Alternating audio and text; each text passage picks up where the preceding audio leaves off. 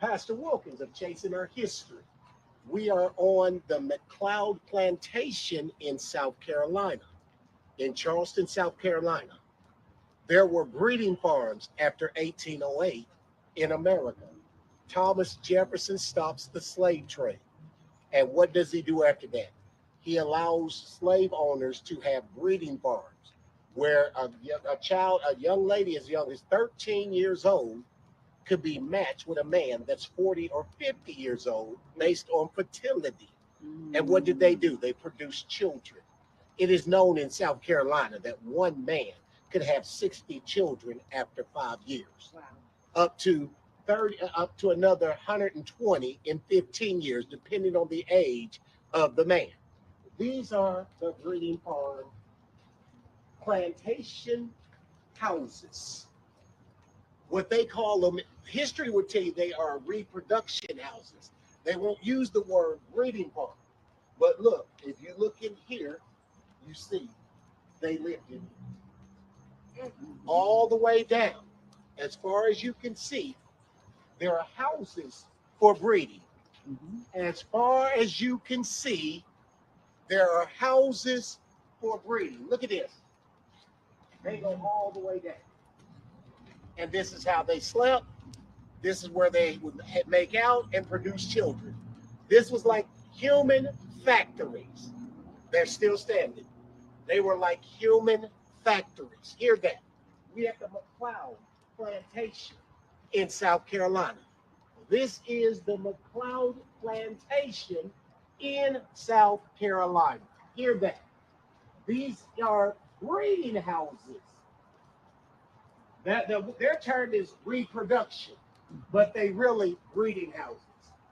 Watch this. I'm gonna go in. Look at this. Look at these houses.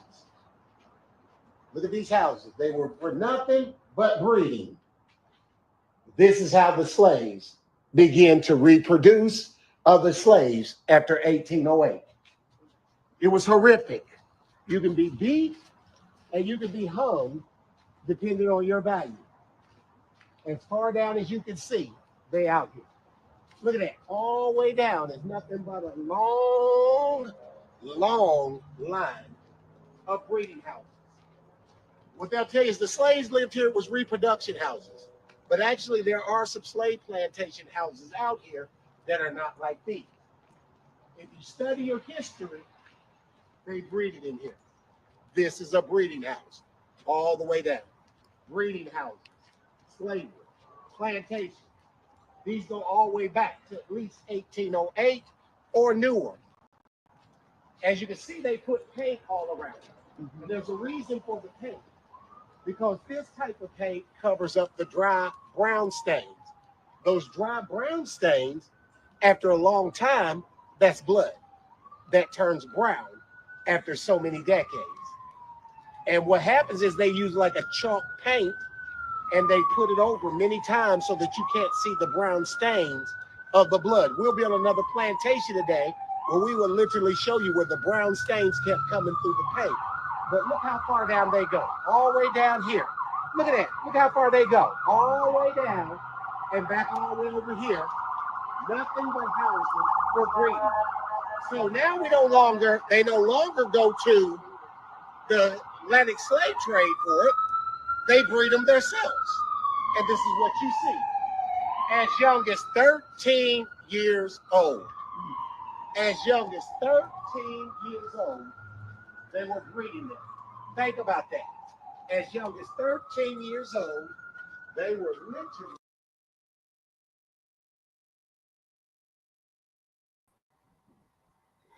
All right, folks. The show going to start around 1 p.m., right? But there's a reason I'm showing this video, and I want you to pay close attention to what the narrator is saying. Now, there are two key points, many points, but there are two key points, that he said in this video, which is going to relate to what we are going to discuss today, right? So that was a slave breeding plantation. All right. And that slave breeding plantation was built around the 1800. Around the 1800, what happened it was around that time period they stopped the transatlantic slave trade. Like, for example, the 1807 was the time the transatlantic slave trade ended in England. Now, it ended not because they fair for Africans, not because the white men were human or the slave owner, they were human enough, and they felt that what they were doing was wrong, right? And that's how they stopped it. No, they did not do that. It was not because of that they stopped the transatlantic slave trade. They stopped it because of the number of people of Africa in the diaspora that was rising up, all right? So they thought it was that if we have these people here rising up already, and we bring another people who just come from Africa fresh, okay, and then with their mindsets of freedom, and then come and join the people here, and they see the people here how they call it, resisting, it's going to be a chaos, right? So we should start bringing them. But however, what we can do now is have these African women, these black women, okay, build huts and then put them in there like animals, like cattle. And then we go in there, the white people go in there and have sex with them, sex farm, breeding farm, have sex with them, get pregnant, right? And then when they get pregnant and they give birth, these kids will have no membrane of being put on a ship, right? They will grow up to be here, and they will grow up with the notion of being a slave, right? Because they were grown then with the mentality of being an animals. All right? So that was what going on. And imagine, ages 13, ages 13. Okay? These white people were sleeping with these kids, age 13, children sleeping with them. And now he says something, right?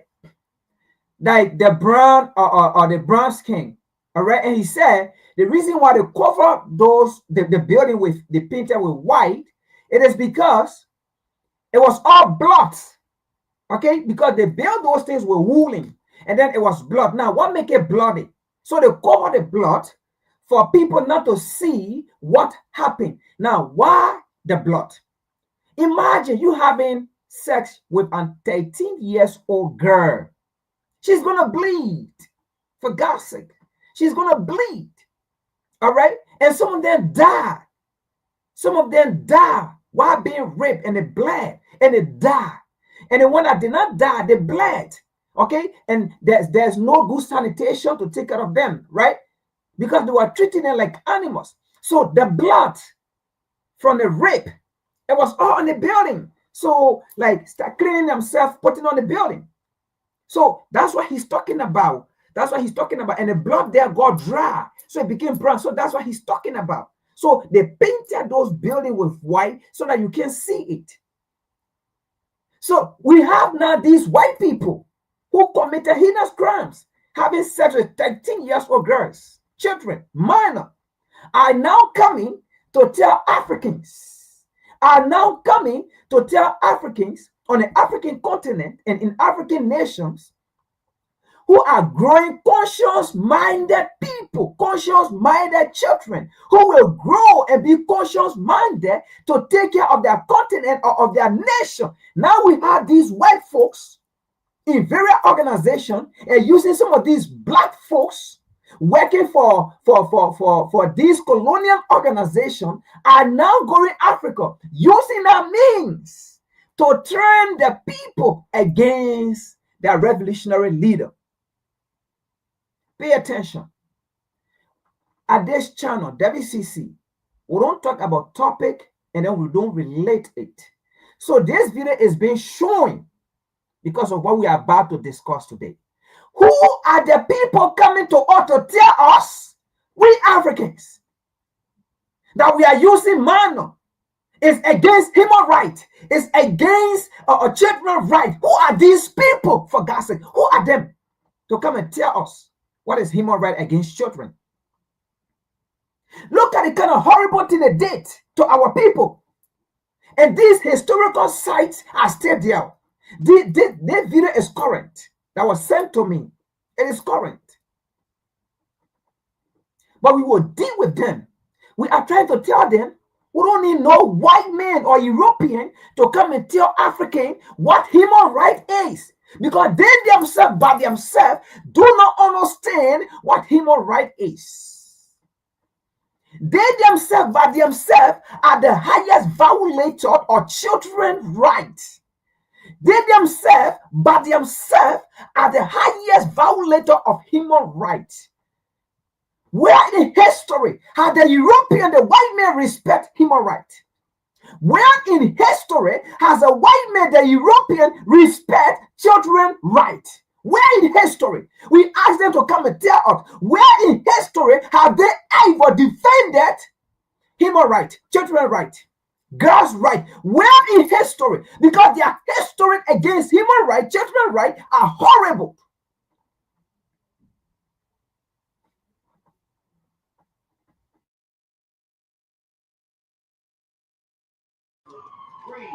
In those houses. Look at this. Bring the camera in. I need them to see it. Look at this. As young as 13 years old, they were in here breeding. Look at the floors. It's still original. The door still original. The cabin still original. This is what you're looking at. You're looking at a breeding house. There's several of them out here. Some have been removed, but the ones that remain, we're still looking at upwards of 9 to 10 of them out here. And the only thing they did was breed slaves in these houses. Mass reproduction.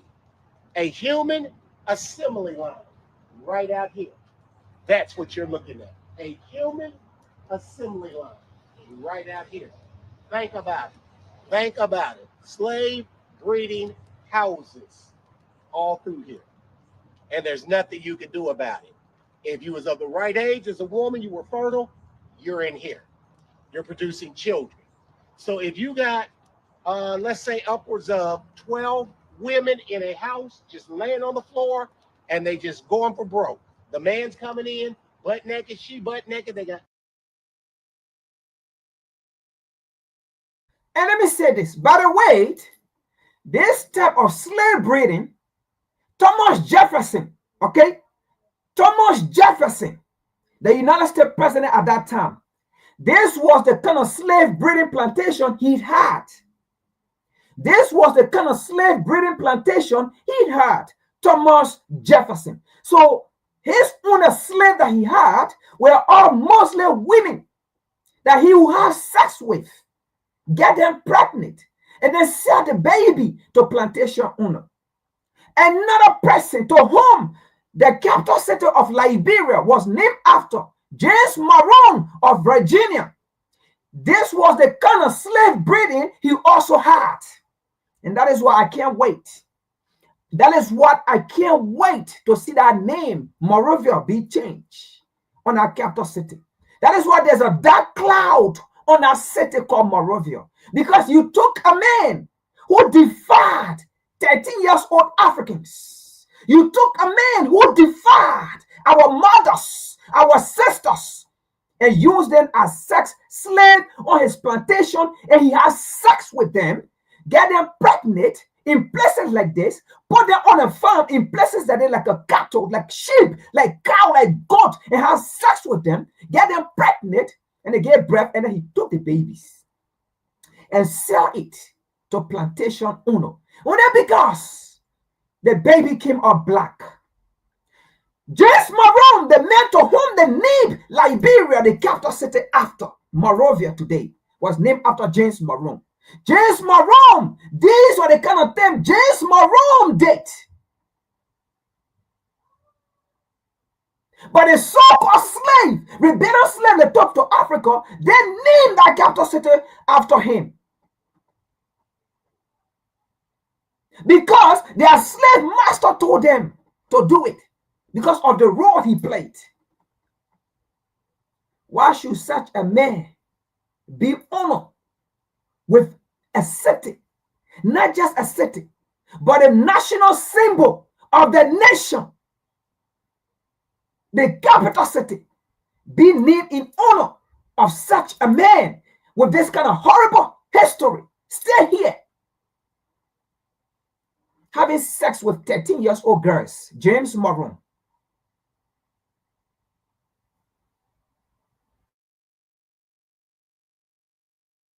Collars on their neck, they got chains on them. Them chains will probably strip them down to the floor. And what do? They go for it. And they just keep having sex until the woman is pregnant. And once she's pregnant, she gives birth, she's back in here again, and they do it again.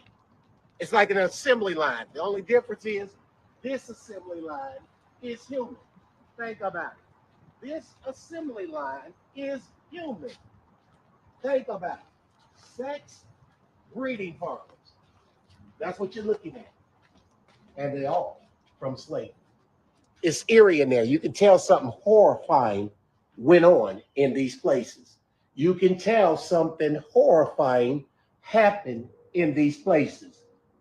Breeding farms of our people. That's what you're looking at. They're rare to find these breeding farms. That's what this is. Now, if you talk to a historian, I talked to a historian, the historian called it he said it was a reproduction going on out here. Breeding farm, same thing, no different. Reproduction, breeding farm, no different, same thing. This is what you're dealing with. Learn your history. Many of you are descendants of reproduction through these places. And this is rare. It's very rare to find a breeding farm of our people. But these are it. And you'll see some of them are locked. The reason why they locked is most likely because the story being told in there is so horrific that it's not made for the public. The story being told in there is so horrific that it's not made for the public. On all the plantations I went to, if you see this, it's a horrific story that happened in there. Beatings, rape, molestation, all manners of evil happened in here, and they have to lock them so you don't see the evidence. That's what you're dealing with. I'm Pastor Wilkins of Chasing Our History. Be blessed. Be blessed.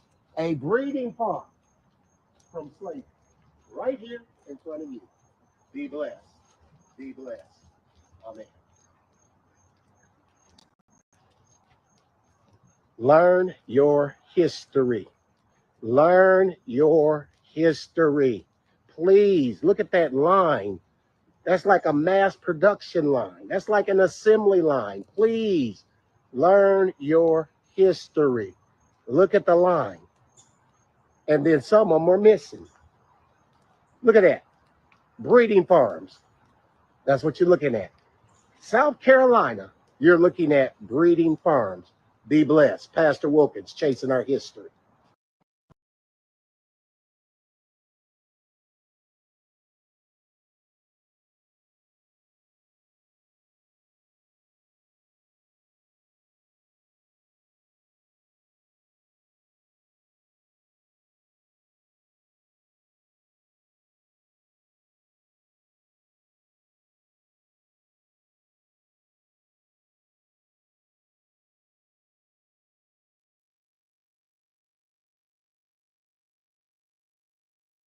Young African woman was burned alive by Catholic missionaries, with her baby strapped to her back. Her crime?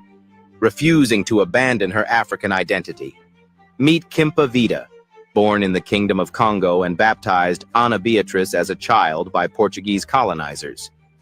But when she grew up, she did something revolutionary. She rejected her slave name and reclaimed Kimpa Vida, meaning new way to make war. Her war wasn't with weapons, it was spiritual.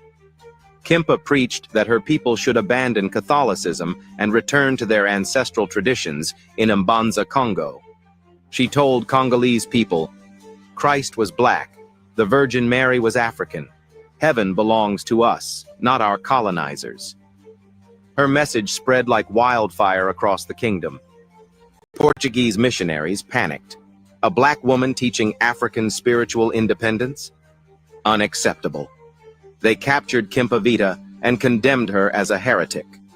On July 2nd, 1706, they tied her to a stake with her infant son on her back and set them both on fire.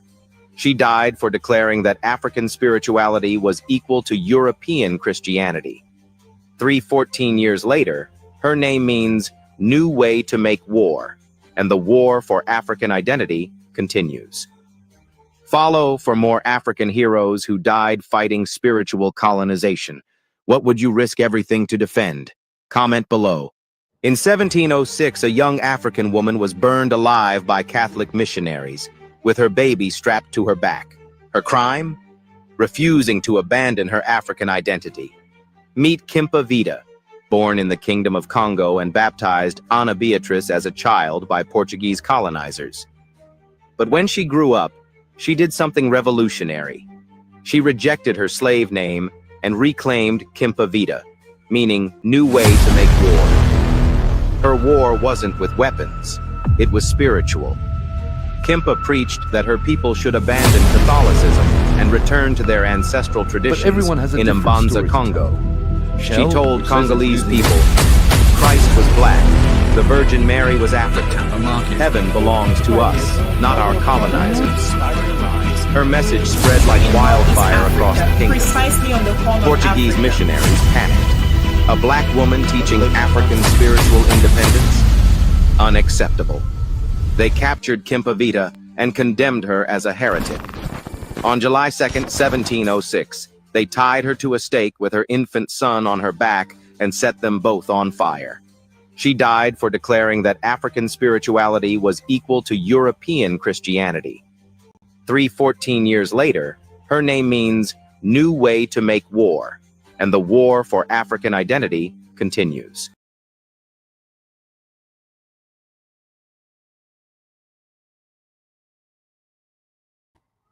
And the war for African identity continue. First of all, folks, once again, this is Frank. I am your host.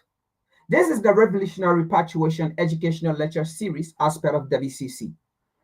Now, you see the two videos that I play them for a reason. And let me go back to the last video, and then I'll go back to the first video, and then before we get into our discussions. Now, I use these as my thesis to get you started, right? To warm up us and then see the direction to which we are going. Now, look at the last video. It says this woman was prosecuted by white people, by Europeans, by the colonizers, by the Westerners. She was killed. Okay? She was haunted. Not for the wrong reason. Not for the wrong reason, but for the right reason. To liberate her people, to open the mind of her people, okay, to make the unconscious conscious, for the people to love themselves, for the people to love their culture, for the people to love their belief system, for her to tell her people our belief system is even more than the white man belief system. They killed her for that. They went against her for that. By standing out for her people to tell her people, yes, we can. Just like the white man doing it, yes, we can. And they killed her for that. They went against her, not because she hated her people. Oh yeah, folks, this is what today we are here to discuss. You see, when our African leaders, or our African representatives stand for us, recognize the struggle for us, want to be for us, the white men will come with their clauses to go against that leader. And that is what we are here today to discuss. Welcome to the Sunday show. This is the real Sunday school. This is the real church. Not the church you go to and then they ask you to bring 10% of your salary or of your pay, to bring tithe. But at the end of the day, those tithe cannot liberate your mind. Those offerings cannot liberate your mind. At the end of the day, those tithe and offering that you pay to those places, they enslave you more. That is what today they are doing to Abraham Tuwari. That is what today they are doing to the AES. And that's what we are here to discuss today. And we are here to look, we are here to tell the US, the EU, and those are Western organizations, we don't care about you people no more. You can pack your L, your AID, your Satoka, your World Bank, your IMF, and get the hell out of the African continent. We don't need you today, tomorrow. We don't need you. We don't need you to be our storyteller. We don't need you to come and tell us what is right. When you are raping 13 years old girls on a slave plantation and making African like animals, bringing out them, getting them pregnant. 13 years old girl, 12 years old girl, you let them have sex with them. Who are you to come and tell us about human rights? Who gave you the audacity? The highest violator of human rights in the world are the Westerners, are the Europeans against African. So we are not here again for that narrative. You use that narrative, you kill Gaddafi and destroy Libya today. You use that narrative today, there's a war in Sudan. Why are you not talking about the children that are dying in Sudan for hunger, for tests? Why are you not talking about the children that are dying in DRC Congo today for hunger, for tests because of the proxy war? Yes, United Nations. We are here to deal with the United Nations today. All the discussion today, it focuses on the so-called thief called the United Nations.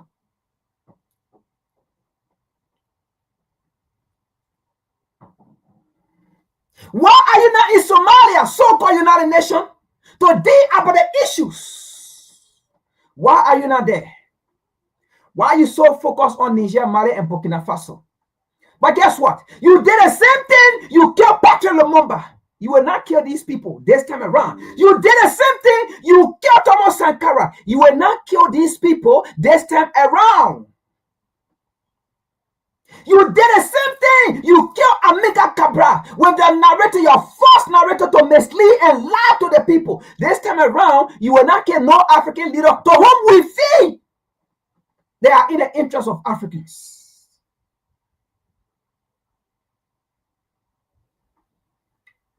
Today's topics, it says the United Nations is a threat. We've been saying this for so long. The United Nations is a threat to Africa's peace and security or freedom. The United Nations undermine African stability. The United Nations. I know this may shock you. I know this may shock you, but this is WCC. We don't care about anybody feeling. We don't care about anybody's emotion. We don't care about what the West will say. What we care about is about African interest. We don't care about European interest. The people that enslave us, the people that colonize us, the people that systematically oppress and suppress us and loot our resources, we think we care about them. Hell no. Hell to the no. Hell to the no. We don't care.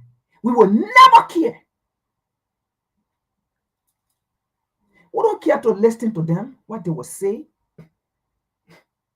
We don't care. Why would we want to listen to people who look out and dehumanize or colonize us? Why would we want to listen to people who fail to talk about our story when they colonize us?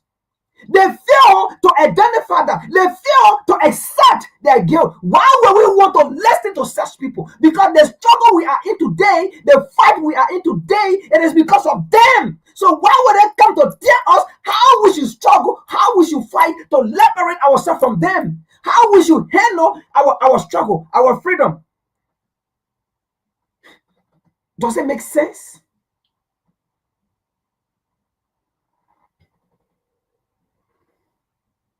The people that took our humanity from us, to which we are struggling today, the entire world don't recognize us. They see the black man, they think they see the least of a living soul in the world. When they see the black man, they see the least of a living soul in the world. Why would we want to respect and honor a narrative or a story from a man that wrote a book and look how they said we are 3/5 of a lesser human being? Yet, United Nations, come and speak now. Open your wild damn mouth. Yes, I'm going to be emotional today because this, it touches me.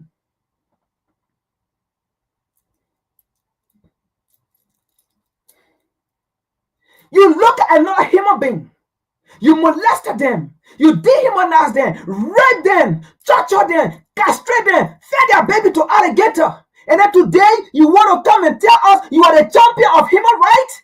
You know how human rights are supposed to operate? Hell no. Hell no. History is our example. History is our companion. If we are to listen to anybody, another white man, another European, another man who fed our babies to alligator, who fed us to alligator, another man who raped 13 years old children and put them on a slave plantation and make them animals as a breeding slave or breeding animal, and not the kind of men we are here to listen to. And not the kind of people we are here to listen to. In fact, they are not men. They are not people. They are animals. They call us 3/5 of a lesser human being. But we did not behave in the manner in which an animal behaves. They behave in a which even an animal cannot behave.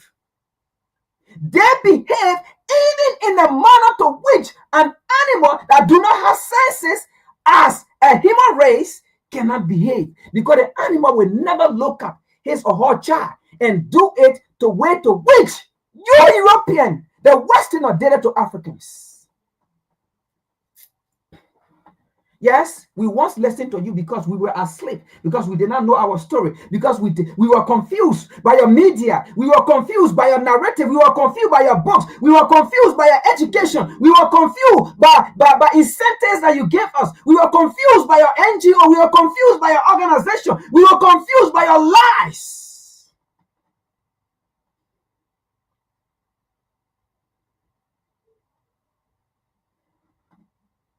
You know, folks, let's get started. You know, there was a article that came out about Burkina Faso with this so-called organization called the United Nations.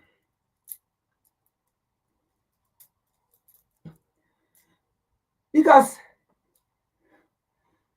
I don't think we should even be called in the United Nations, because it is not a nation that is united. It is a nation that is divided. Strictly. Africa is not part of that nation.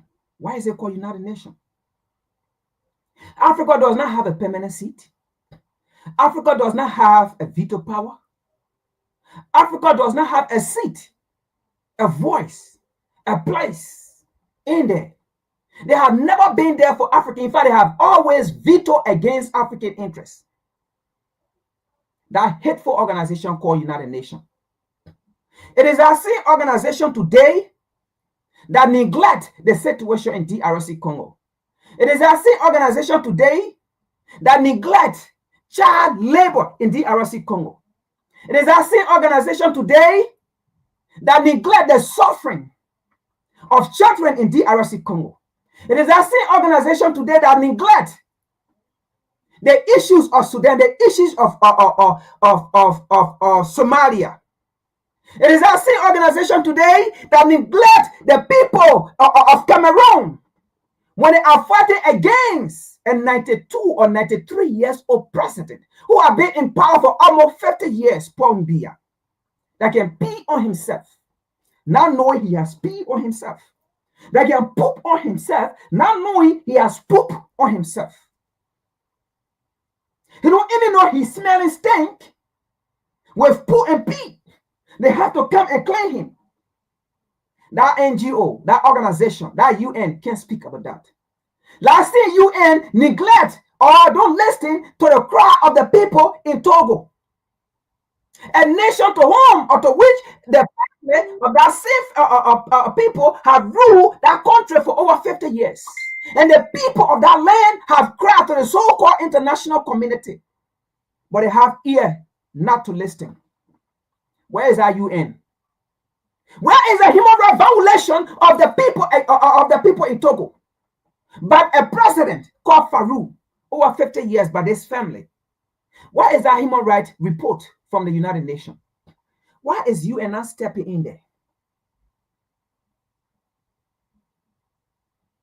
What is the human rights report of the United Nations from Kenya?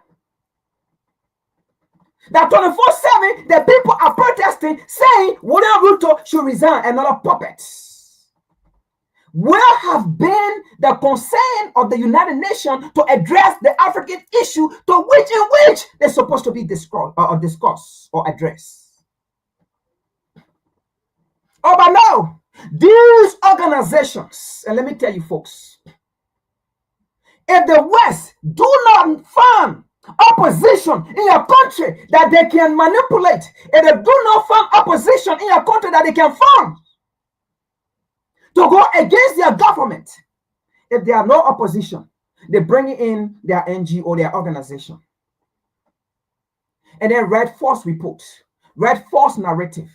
Now, if the people are not aware, or if the people are not conscious of their situation, or if the people are naive of the agenda of the West that we have been for so long, and accepting their disease, accepting what words come from their mouth, ugly and nasty, and we take it, we go against our government.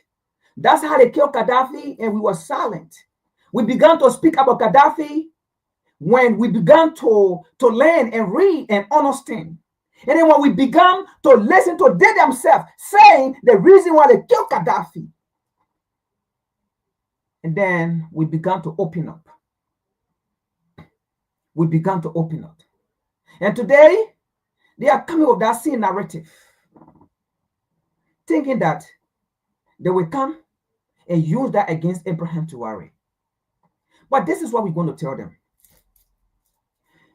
The same way those leaders are removing military bases, foreign military bases, it is going to be our time, the people, not even the government, to chase away all foreign organizations, to chase away all foreign non-governmental organizations, so-called non-governmental, but they are working for the very government of their very nation and their very continents. And the United Nations, so-called, is part of foreign government stationed in Africa and African nations. First, before we get to the article, there's a video I want to show you, and we're going to use that. And that video will open your mind to what we're about to discuss. Again, you will be the judge. We will only discuss it and open it, and you will be the judge. It is time to tell the West and their organization, we don't really care about them. It is time that we tell them that we don't really care about them no more. Their narrative, their media, their book, their representation, we don't care, have all been cost 90-0.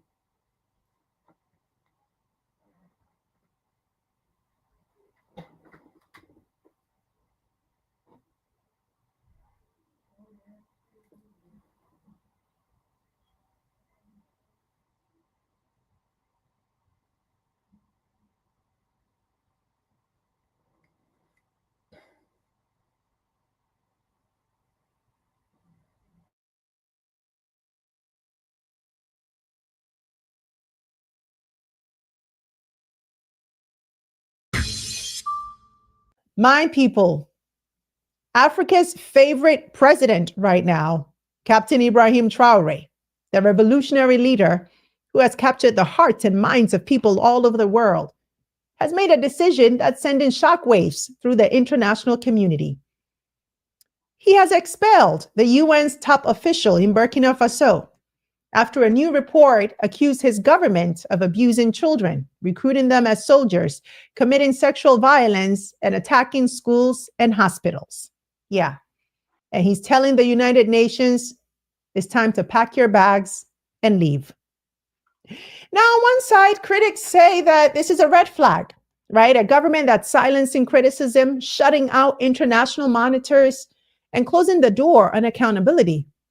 And on the other side, supporters are calling it a bold stand, an African nation that's refusing to be dictated to by outsiders, rejecting what they see as biased reports and asserting its sovereignty. But for Traore and for his people, when a government that's leading a massive revolution at home rolling out groundbreaking changes and inspiring hope for a generation, is accused of something this serious, it's not just criticism. For them, it's war. Because narrative is power. And they've seen this movie before. Visionary African leaders discredited, undermined, even destroyed, not always by bullets, but by the stories told about them. And Traoré is not backing down from what he sees as a fight for the truth and for his country's future. So today we're breaking down the real reason Traoré is sending the UN packing and asking the bigger question: is this the silencing of criticism, as the critics say, or is it Africa finally standing up for itself? We're going to break it down, but first, a big welcome to all of our new subscribers and members. I am so glad you're here with us. And if you're watching and haven't joined us yet, please consider this your personal invitation. Because here at Pan and Genius TV, we're committed to not just building a channel, but creating a home for global Black stories that are told with truth, with intention, and with power. And if that speaks to you, and I hope it does, then hit subscribe, but don't just stop there. Tap the bell, drop a super thanks, or join our membership community and be a part of what we're building here. Your support helps us do what we do even better, and we appreciate it. Okay, now let's get into it. Okay, so let's quickly recap what went down. On August 18th, Burkina Faso's government made it official. The UN's resident coordinator, Carol Flore Smerexianic, and please forgive me if I chopped up that last name, but basically she is persona non grata. And in plain English, that means she is expelled. Why?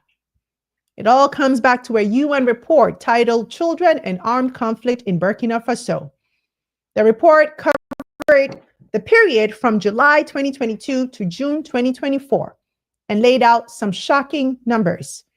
2,483 grave violations against 2,250.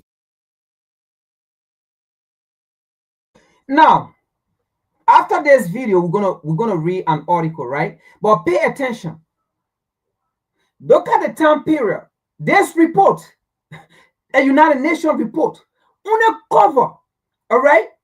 Cover from 2022, the time Abraham Traoré came to power.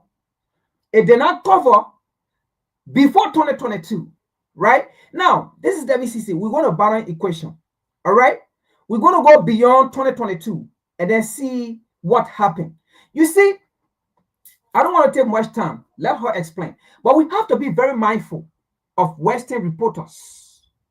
We have to be very mindful of Western organizations, that including their so-called stupid, biased United Nations. This terrorist organization, United Nations, yes, it is a terrorist organization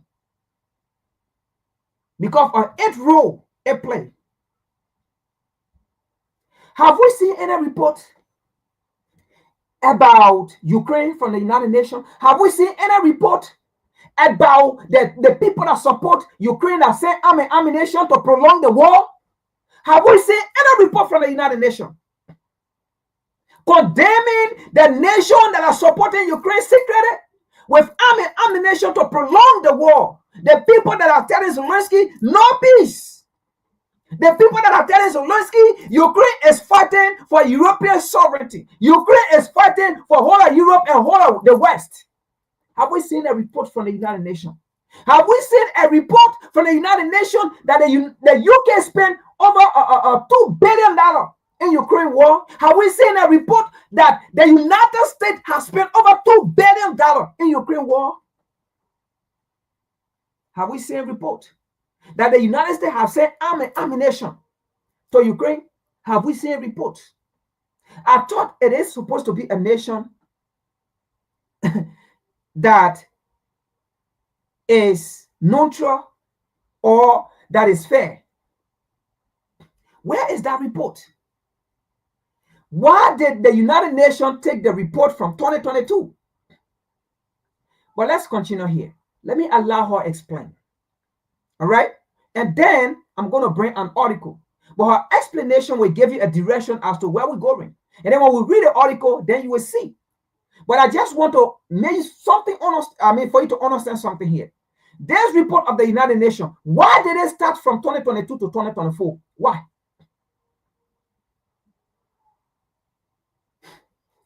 Let's continue here. Now, I leave you with a question. You be answering our question by yourself. And before this video ends or the article, then you will have getting the point. Let's get started.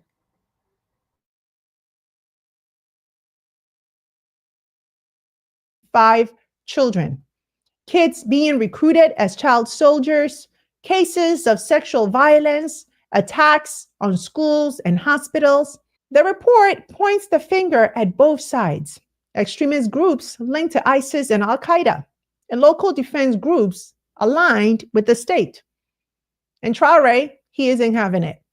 They dismissed the findings as unfounded and claimed that the UN didn't consult them, didn't provide evidence, and published a report that damages the country's image without context.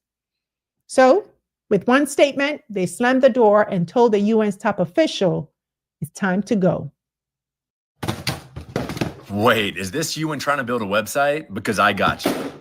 Oh, check out Bluehost. They have an AI site created. Now, from the Traore administration's point of view, this wasn't about silencing anyone. It was about sovereignty. They argue the UN dropped a damning report without proper consultation, without solid evidence, and without considering the complexity of the fight they're in. To them, this isn't just about numbers on a page. It's about image, credibility, and control. Because remember, Burkina Faso has been battling jihadist groups that have ripped through the Sahel for more than a decade. The government insists that it's making progress, and that reports like this undermine not just their authority, but their ability to rally support at home.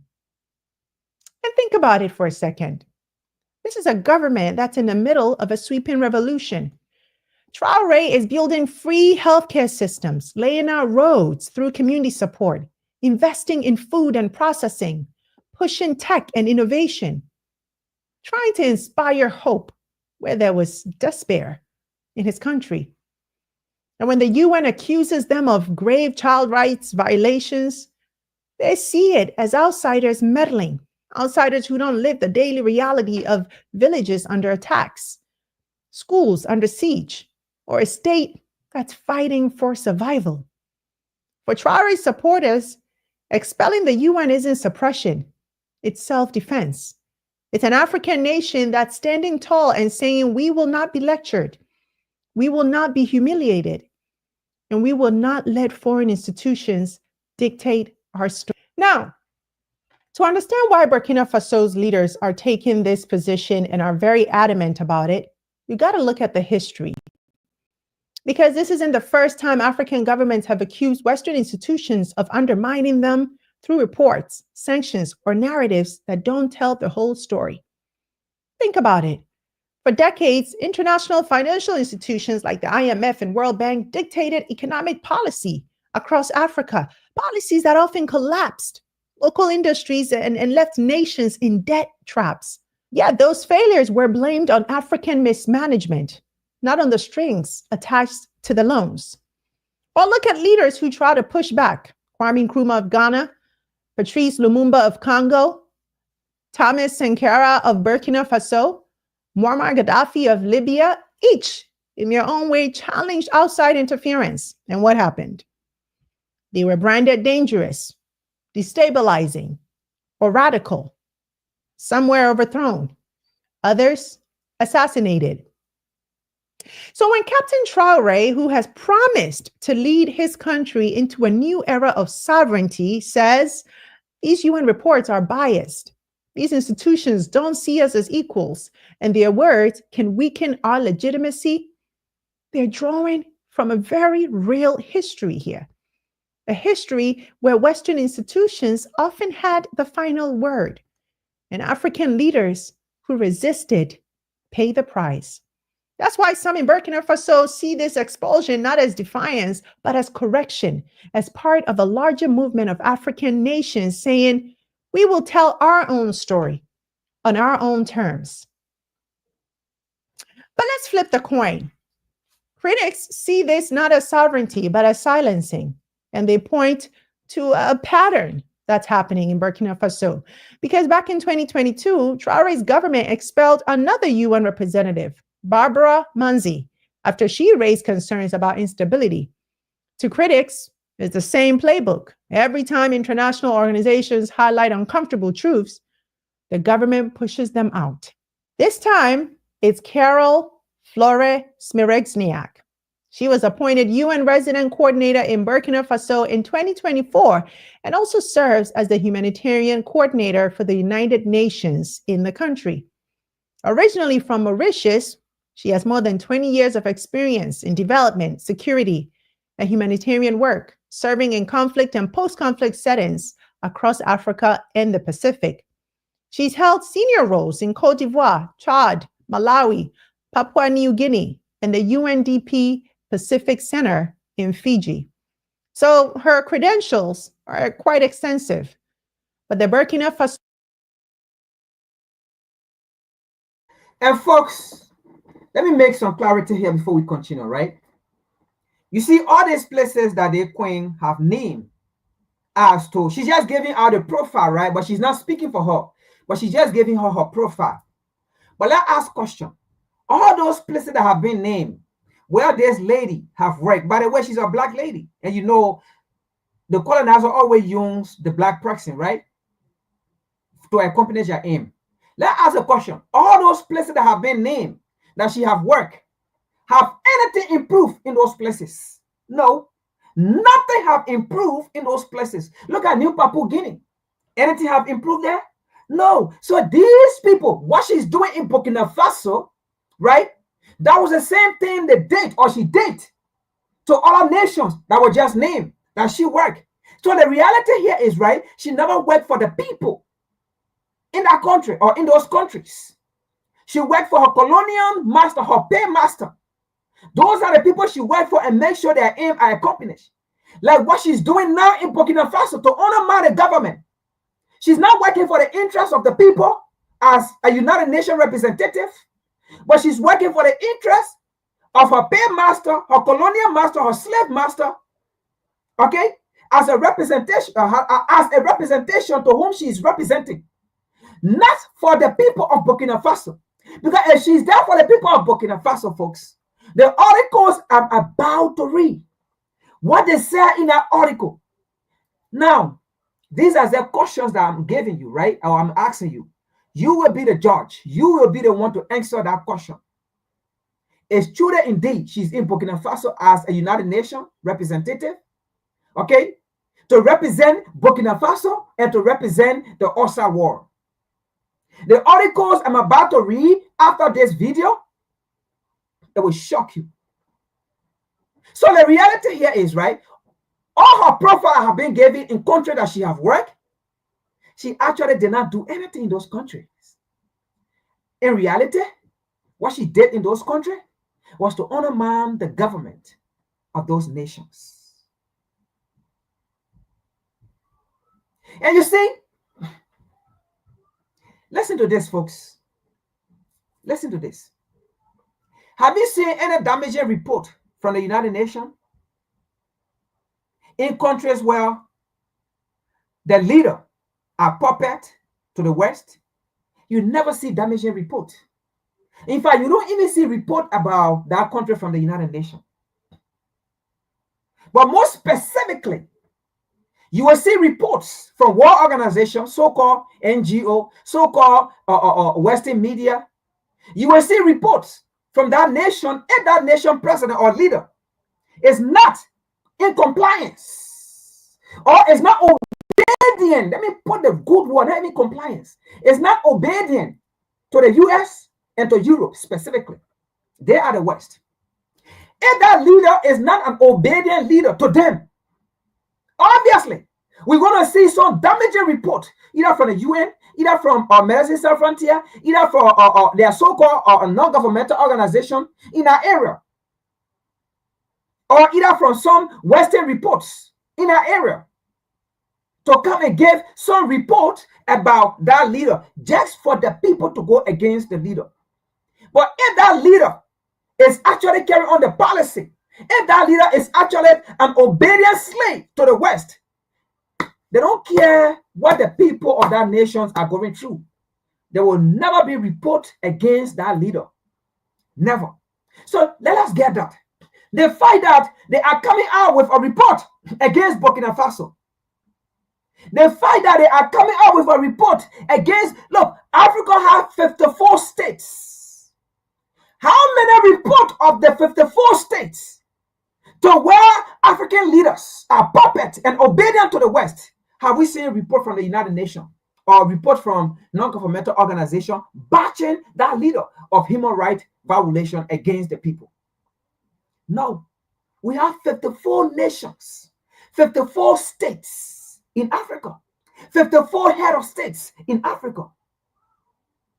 But the United Nations chose to give a report about Burkina Faso, about Abraham Traoré, starting from 2022. If to say Burkina Faso only existed in 2022. But guess what? Our next fight is going to be against all foreign organizations, including the United Nations, to leave the African continent. That will be the next fight we Africans should undertake. The United Nations in every African nation should get the hell out of Africa.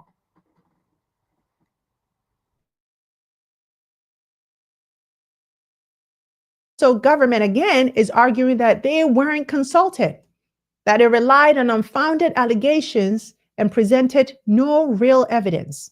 In the official statement, they said the report, quote, did not cite any documentation or court rulings to support the alleged cases of violations against the valiant Burkinabe fighters.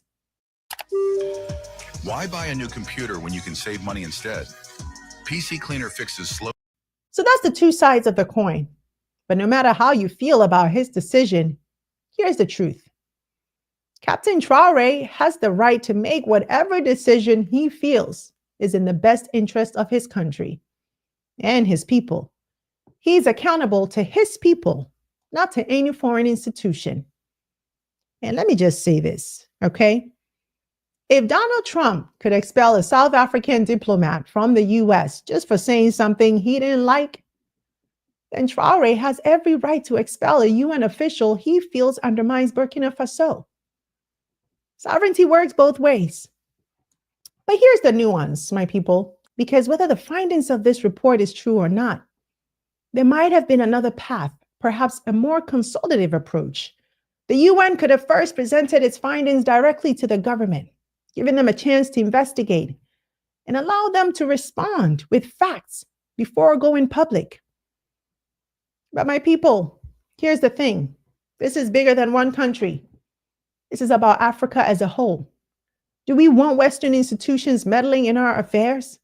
Or do we want to build the capacity to solve our problems ourselves? Because here's what I don't understand. On one hand, some African nations call on the United Nations or on the West when crises break out, when elections go wrong, when peace deals collapse, when civil wars rage. They see those institutions as the only ones with teeth. But on the other hand, others are kicking those same institutions out, accusing them of bias, interference, and disrespect. We can't have it both ways, can we?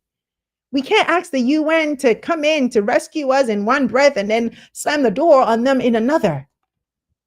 At some point, Africa has got to decide, what do we want as a continent? Where do we stand? So my people, where do we go from here, really? Africa's beloved leader has expelled the UN's top official. To some, it's suppression of criticism. To others, it's sovereignty in action. Both can be true at the same time, or maybe they can, depending on where you stand. But zoom out, and the question isn't really just about Traoré or the UN. It's about Africa. Are we going to keep relying on Western institutions to referee our disputes, monitor our elections, validate our governance? Or are we going to take that responsibility into our own hands, even if that means standing alone when the spotlight turns harsh? That's the crossroads, because every expulsion, every rejection, every call for intervention, it all adds up to one defining question. What kind of relationship does Africa want with the world? So now I turn it over to you, my people. Was Burkina Faso right to show the UN the door? Or was this a dangerous step that leaves vulnerable people without protection? And bigger than that, do you think Africa should keep calling on outside institutions or finally build the muscle to solve our own problems? Drop your thoughts in the comments and let's have. Now, she asked a very great question, right? I expect you all to answer it. For me, let me answer my own right now. My answer is no. Because whether the US or Europe, they have never ever solved African problem. Never. There's no time in history have African problem been solved by the US and by Europe. Did they solve African problem when they killed Gaddafi? Because Gaddafi was suffering for African problem. Gaddafi was advocating for African problem, right? But who killed Gaddafi? The US and Europe killed Gaddafi because Gaddafi was sovereign, was asking for African problem. Who killed Patrice Lumumba? The same CIA, along with Europe. They killed Patrice Lumumba because Patrice Lumumba was asking and sovereign African problem. They killed him. They never helped him to solve African problem. So no, they have never solved African problem. Oh, okay. Who killed Thomas Sankara? The CIA along with plenty of Africans. Did they solve African problem? Or they killed Thomas Sankara because Thomas Sankara wanted to solve African problem? So yes, the question, I answer it, no. No. We cannot keep allowing the US or Europe or foreigner or outsider to come to solve our problem, but they don't solve our problem. They increase our problem. They kill and dehumanize those who are on the forefront of solving our problem. Oh, yes. They kill Amilcar Cabral for standing out to solve African problem. They kill him. Oh, yes. Robert Mugabe. He was one time how they call it, a slave boy to them. But the moment Robert Mugabe wanted to solve the land issue of Zimbabwe, oh no, Robert Mugabe then became the enemies. Robert Mugabe was trying to solve the problem of Africa. But what happened? They betrayed him. They ran for him. They called him dictator. They sanctioned him.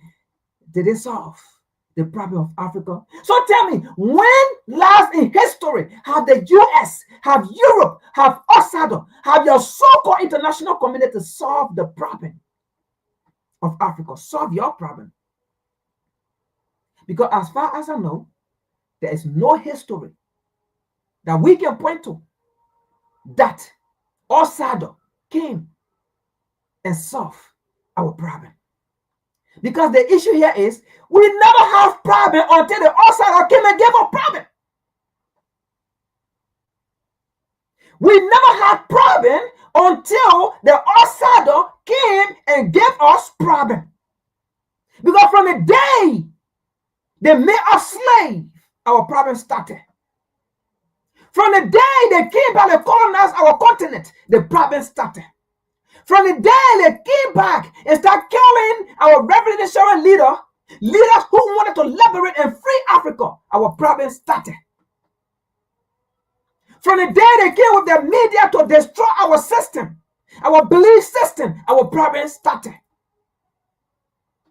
From the day they came and lied to us that we are not good, but we are only good to be workers for the white man, our problem started. From the day they came to us, they told us we were 3/5 of a lesser human being. Our problem started. From the day they came to us, they told us they are the only people who know or who knew how to mine gold and diamonds. That the way in which we mine our gold and diamond, that our kings and queens have a gold earring, gold necklace. They told us that was not the right way. It was the day our problem started. We can go on and on.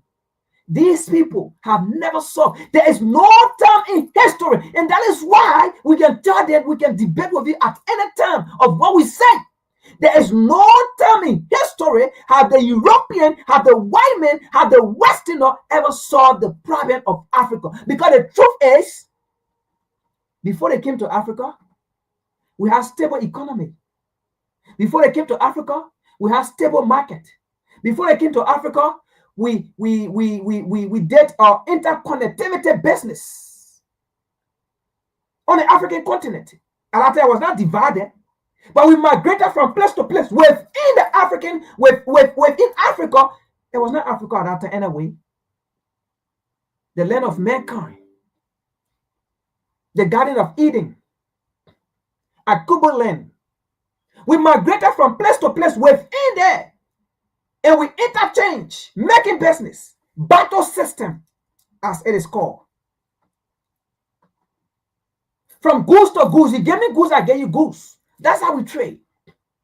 Our economy was great. Even the white man came and they saw us. How we have economy. They saw our educational system. Oh yes. People only go to places where there are better things. That's why they are great. So, in fact, before their philosopher became great, before Alexander the Great became the Alexander the Great, he was never great. That's why he went to Africa and Africa made him great. And that's why he became Alexander the Great, because a land somewhere called the Garden of Eden, a land somewhere called the Garden, the land of Akuku land, made him great. So we have great civilization. Before the man they called Socrates, before he became to get the title that he got, he went to Africa and then he went to school and got that title. Oh yeah, these people went to Timbuktu. Socrates went to Timbuktu. Alexander the Great, all those people went to Timbuktu and they landed. And then they even established their own library. And before they left, they burned it down. All these people, the great Roman philosopher, before they became the great Roman philosopher whatsoever, they were nothing, but they went to Africa and became great. People only go to places where there are better light. So yes, the situation that we are facing today, they put us through it. So there is no time in history that these people have ever solved African problem, because they put us through the problem or the situation we are going through today. So how can we rely on them? We call them to come and monitor our election. They manipulate it and put somebody in power that they prefer. We carry on their agenda. So to answer the question, my sister, no, we can't continue relying on foreigners. These are invaders. Now, let's get to the article. You cannot allow molesters to come and tell you that you are the one molesting when they were raping 13 years old, 12 years old kids. When they put them on slave plantation, look at the hunt that you watch, like Animal Place, and they have our African girls in there. Anytime they want to go have sex, they go have sex. They were free for them. Because they saw them as animals. Anytime the white men want to go have sex, they just go in, they have sex, get them pregnant. 13, 12 years old girls, virginize them, and they're bleeding with blood. Some of them die. Like the narrator said in the video, those places that were lack, there are horrible stories in there. So they lack it for you to not see it. You might even see clothes hanging. You might even see bones in some of those buildings still there. The signs are there. Look at the building that was open and see in there. To the extent the narrator said they have to paint it because the wall was blood, painted with blood, the wall. Imagine having sex with 13 years old girl, virginizing them when they bleed until they die. Imagine that. They're menstruating, no sanitation. And then they use that to clean themselves. They clean themselves with their hand and they use it on the building. That's the blood that was on the building, and then they paint it. Imagine what they went through. So these are the people that are coming to us to tell us about human rights, about child rights. Man, unless we did not know our history. But now we know it now. So we're not accepting anything that comes from the white man's mouth. Sorry to say that, but it is the reality. Now, let's get to the article.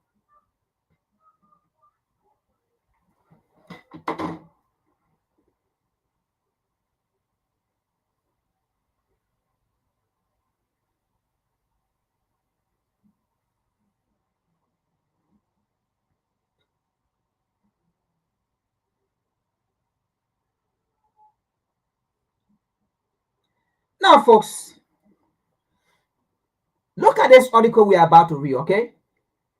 And tell me, why should the United Nations still be in Africa? I mean, that's the question I'm asking, okay? After reading this article, you tell me, why should the United Nations still be in Africa? Do you support, after reading this article, okay, do you support that the United Nations should still be in Africa? Now, don't get me wrong. You may say, oh, the United Nations is giving peace and security, is giving food, is giving drugs. But listen, folks, listen. Let's put it this way. Why you think France, by the way, do you know that France has lost 4 nuclear plants in France just because she's no longer getting uranium from Niger? Do you know that? Do you know that?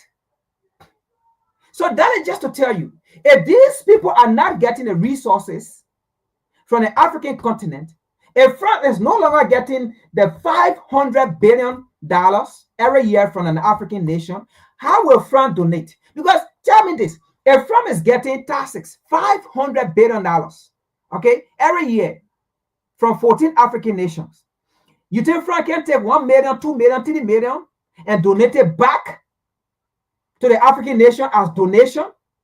And then that will make African people not to want to do away with France, right?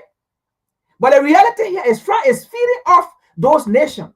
Because imagine if that nation is not giving the $5 billion and they are using that $5 billion on themselves. Why would they want to go to France? Why would France still be acting like the macho? So, just an example, okay? If the United Nations in Africa, it is not part of the proxy war. If the United Nations in Africa is not benefiting in Africa, why would they want to be in Africa? Why would they want to be there? Because the truth here is, the United Nations is just an entity, but somebody control that entity. It's just a name. But the people that control that entity are the people who support proxy war, allegedly, in Africa. Allegedly, the people that support the United Nations are the same people who support proxy war in Africa. And the proxy war in Africa are for what? The control of mineral resources. Oh, once upon a time, I think that was 2012 or 2013, there was a report. A United Nations truck in DRC Congo had an accident. And this United Nations truck, what was in it? Mineral resources worth $1 billion. Imagine just one UN truck was carrying resources to the port to be taken to the so-called developed world. And this United Nations truck had an accident. And the mineral resources that was in this accident, a United Nations truck, worth billions of dollars. Why would the United Nations be in DRC Congo for peacekeeping mission, but it have a mineral resources full of a truck, taking it to the port to be exported or to be taken to the developed world? Why? So that's a good example. So the United Nations is an entity there also allegedly to support proxy war. I use that word because I know what I'm using it for. Right? To support proxy war for the mineral resources. So if the United Nations was not getting resources, okay, why would the United Nations be there? First of all, the European world, the Western world, they have no dealing with you if they can benefit from you. Okay? So by the time we're done with this article, I ask you, what is the United Nations doing in Africa? Should we still keep the United Nations there? Let's continue here. So Burkina Faso, I'm not going to call them joint tab, okay? Okay. Burkina Faso government, His Excellency Abraham Traoré, declared the United Nations coordinator, non-personal, non-grunter over child rights report. Imagine this, folks. Can you imagine that the United Nations is giving reports against Abraham Traoré? We all know here. Do we see Abraham Traoré? Do we see Abraham Traoré, His Excellency, the Kings of Kings, violating child rights in Africa, in Burkina Faso? My Burkina Faso people, my Burkina bees, I'm asking you this question. It is true that Abraham Traoré, the leader, His Excellency, the dynamic, the Kings of Kings of the African leaders, is it true that the report the UN came up with, that he's going against child's rights or abusing child's rights in Burkina Faso, is it true? I want you people to answer that question.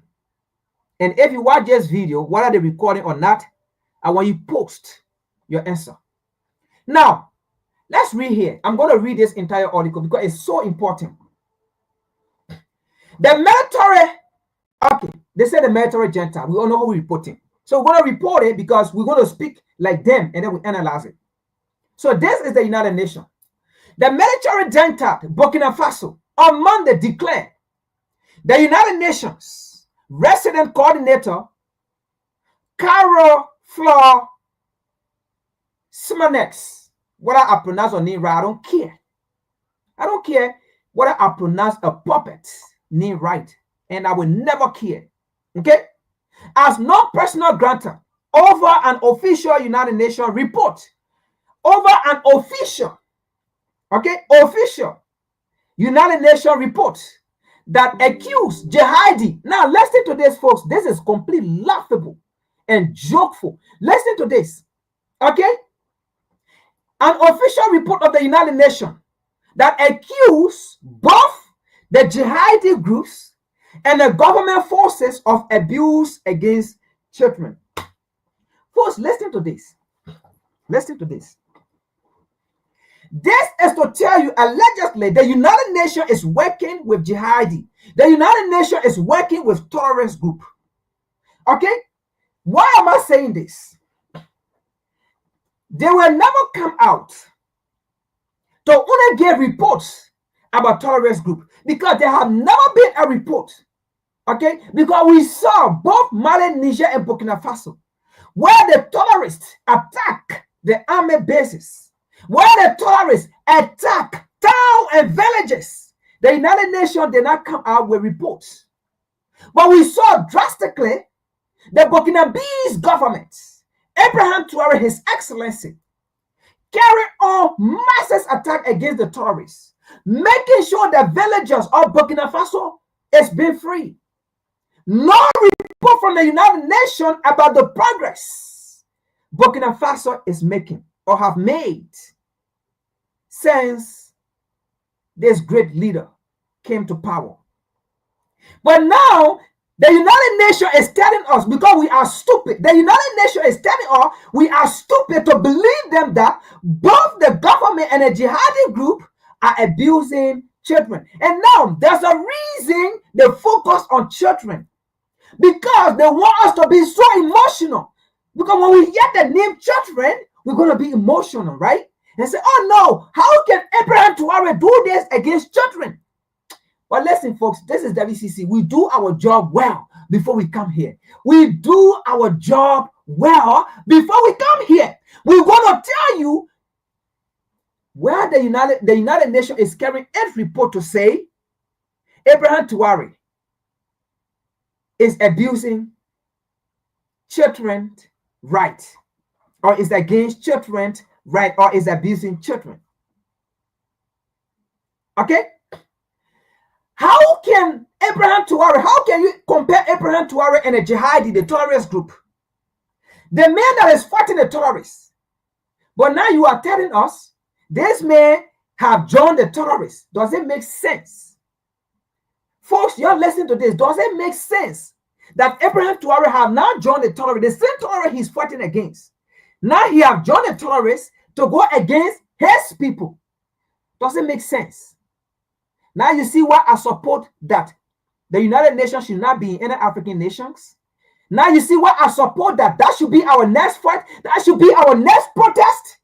Our protest for the United Nations to lead and part and lead the African continent and leave any African nations and go back to Switzerland, Geneva, and sit down there. Let the United Nations go to Ukraine. Let's continue this. It's very important. Let's read. In a statement, the government accused the United Nations of participating in the preparation of the report. So that means the United Nations was not even neutral. The United Nations was not neutral, but the United Nations participated in the report. The United Nations disregarded the government because the United Nations acted as if to say she is the government in Burkina Faso. So came out with a report not involving the government, not giving a report to the government and say, look, Mr. Abraham Traore, this is what we have found in our report. What do you think about this? Can you investigate and let us know because we want to come up with a final agreement or report? But no, they disregarded the government of Burkina Faso because they have an hidden agenda to undermine this government for the people of the world. I mean, African people, I mean, black people.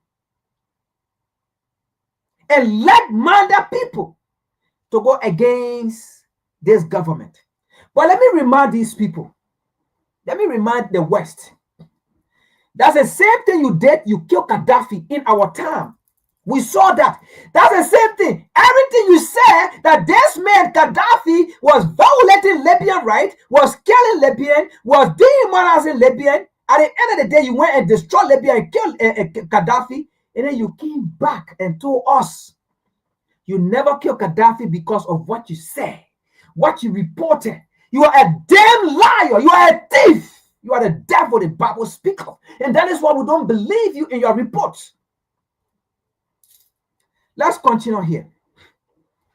Look at the title. The United Nations participated in preparation of the report. Title, Children and Armed Conflict in Burkina Faso. Listen to this now. Children and armed conflict in Burkina Faso. Now, I'm going to tell you why they brought about armed conflict. So you see what they try to do here. Children and armed conflict in Burkina Faso. Which essay is without evidence. This is the government speaking now. Which essay is without evidence? Because the title of the United Nations report is Children and Armed Conflict in Burkina Faso. So you see how the title is like. You see how the title is. What are the United Nations report before 2022? What are the United Nations report about Burkina Faso before 2022 when it comes to child rights? Let's continue here. With it says, without evidence or supporting documentation that conveys serious and false information. The truth of the matter here is the United Nations, of all United Nations, came out with a report. There is no evidence. The report that we're reading here, it is the United Nations report.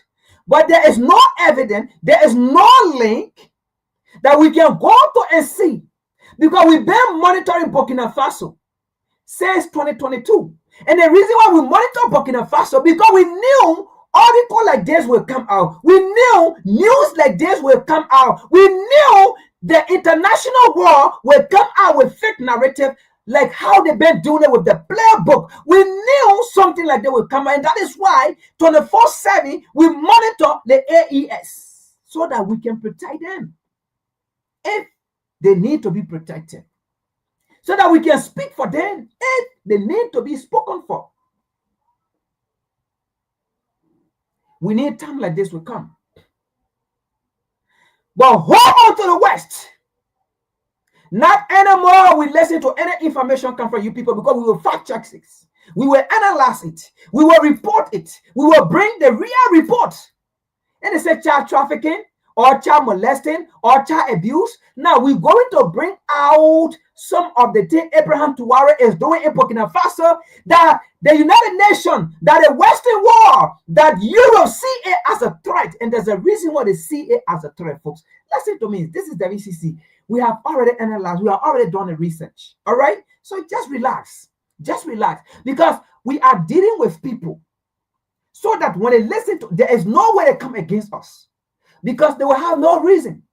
So that is why we do our studies, put the pieces together, and come here. Who told you they don't monitor us? Who told you they don't listen to us? Oh yes, they do, because we know what they did to African Stream. We know what they did to African Stream. So they listen to us. Don't think they don't listen to us. Don't think they don't open their ears wide and listen. They do. So that is why when we speak in here, we bring the facts. So if we say that they are liars, Abraham Traore is not molesting or abusing any child or children in Burkina Faso, we have to bring the story right. Okay? So we already have what they want to use against Abraham Traore, and we're going to show that here. Now you will be the judge if that is an abuse against children. We have the information. The thing they call child abuse, we have it. We want to show it to you people so you can see it. Will you call that a child abuse? Don't believe me. Relax. Relax. Let's read. We're going to bring that part, what it said Abraham Traore is abusing children. We're going to bring it here and show it to you. And that is why I am telling you and speaking that Africans, our next fight should be to get away, to take the United Nations from the African continent and from any African nation. Tell them we don't want them. Let's continue here. The United Nations have been approached for comment. Now the government approached the United Nations. And the United Nations says she went and did a report. She came out with a report. The United Nations of all United Nations. Why would the United Nations don't want to answer to the government? You accuse me. I say, okay, fine. Now when I ask you question, when I want to debate with you, when I'm asking you to bring the evidence that you say I did this, when I'm telling you, okay, let's go to court so that you can present your evidence that you say I did this, and then the United Nations pull back. Because you know what? This is what exactly they've been doing to other African nations, other African leaders, and they have always succeeded. Because those African leaders have never stood up. Because those African leaders have been puppet. And they thought Abraham Traore was going to be silent. And you know why African leaders keep silent? Because they see West come and manipulate these African leaders and then make them corrupt and then go against their own citizens. And then those African leaders want to turn out to do something good for their country, and then they come out with a report. And when they come out with a report, the citizens will not listen. In fact, the citizens will listen to the report because they know that these leaders have been suppressing them. They know that these leaders have never been there for them. But the reality here is the reports are not in favor of the people. It's against the people because that leader have understand the game and have turned towards 8 people. But the people will not understand that their leader have turned towards them to be for them against the Westerners. Because their people are mad. Because the leader have been against the people and not for the will of the people. Then all of a sudden, the West come speaking against that leader. What do you think will happen? The people will listen to the West. But with Abraham Traore, the case is different. Because Abraham Traore have now been for the West. Abraham Traore have now been a puppet. So Abraham Traore had the guts to ask the United Nations, bring the report, because the people of Burkina Faso are behind Abraham Traore. So Abraham Traore challenged the United Nations and said, bring the report. If I am against my people, bring the report. Let my people see it. And my people will judge me. Now the United Nations say no. You see, that's why I'm calling all Africans around the world to protest against the United Nations and remove every United Nation or station in Africa, any African nation. It is time to tell them enough is enough. Now listen to this. The United Nations have approached. The United Nations have been approached for comment. The report was published in April and accused both jihadi group and government forces. Does it even make sense? Instead, they're accusing the jihadi, but they don't want to do it. This is to tell you the United Nations is working with the jihadi. So the jihadi will not come against the United Nations, because the United Nations and jihadi group, they are all working to remove Abraham Traore, to destabilize the country, so they can pay the jihadi and then put a government in power. If they succeed with this narrative, and then the people go against the government of the people. So this is to tell you the United Nations is supporting. Oh yeah, who supported the Arab Spring? Like I said, the United Nations is just a name. But the people that supported the Arab Spring, gave ammunition to the Arab Spring to overthrow Gaddafi and kill Gaddafi. It is the same people that run the United Nations. It is the same people that gave to the United Nations. And it is the same people that support the proxy war in Africa. So what sense does this make for Abraham Traore to not join the jihadi and then suppress 8 people? Burkina Faso, is Abraham Traore suppressing you people in Burkina Faso? If any Burkinabe watch this video, I want you to comment. Is Abraham Traore suppressing any Burkinabe and the Burkinabe children in Burkina Faso? Now, the report was published in April and accused both jihadi group and government forces of abuse against children, including their recruitment. Now you see here, like I told you, there's a reason they try to tarnish Abraham Traore. But folks, this is the VCC. We're going to get to the bottom of this. We're going to get to the bottom of this. You know, Abraham Traore is creating conscious-minded people. And the West does not like it. The West does not like. The West wants for Africans to remain puppet and stupid and dumb, that they will continue to use you. So Abraham Traore is educating conscious-minded people. Abraham Traore is making the unconscious conscious. And the West are angry about this. And we care less to do what the West think. We care less to do what America or Europe think, because they are the West. We care less to do what they think, what they say. But listen to this.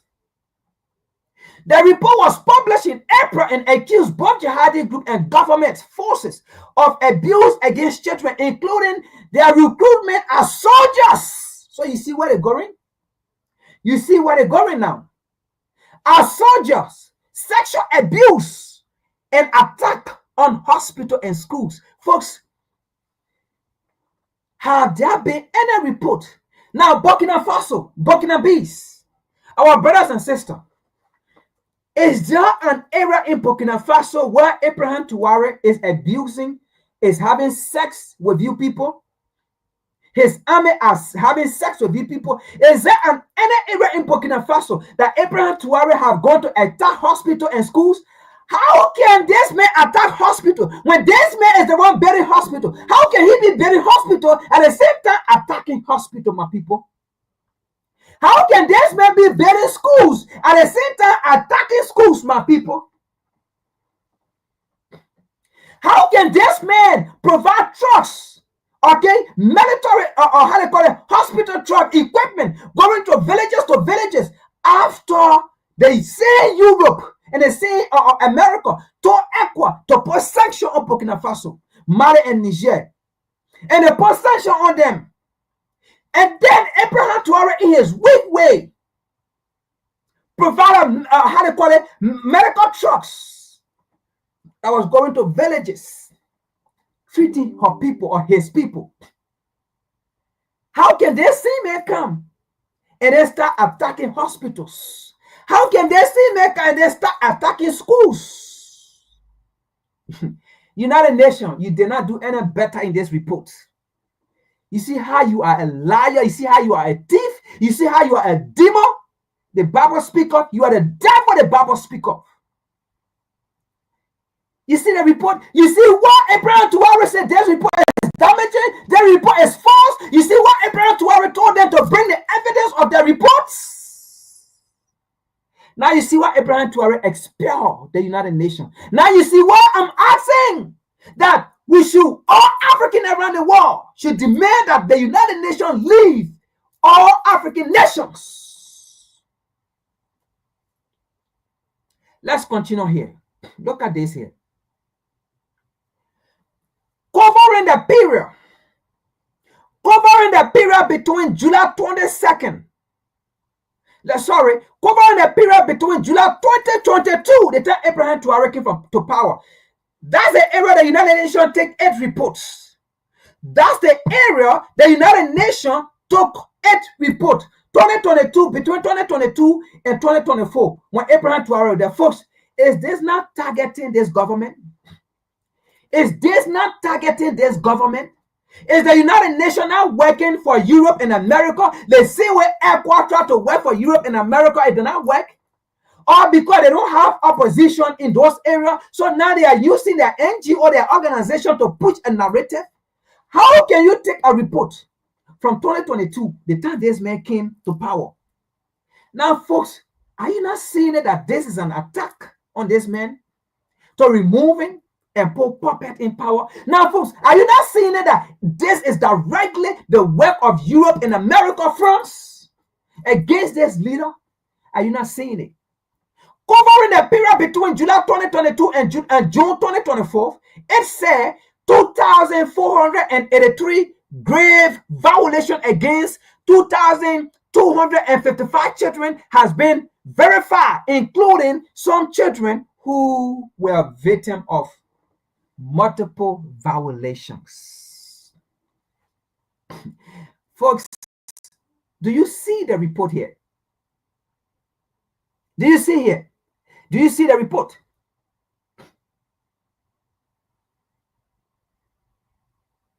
Do you see here? Let me take this thing out. Already you see it now. Right? Do you see this report? It was just taken from 2022 when this man came to power. First, looking at this report, okay? Looking at this report here, do you believe what the United Nations is saying, or do you believe Abraham Traore of saying that the United Nations gave false reports? I believe the United Nations gave false report just for them taking the report from 2022. Now, let me play a video here. Let's go back beyond 2022, okay? Let me play a video and see how biased the United Nations is. That's why I say United Nations should leave the African continent. Let me play a video here, okay? Let me play a video here, and then before we continue, be with me. Let me see here. Okay. Let me see right here. All right. So let's play a video here beyond 2020, before 2022, okay? Let's play a video here before 2022. Africa has always been the same. Challenge the West and die.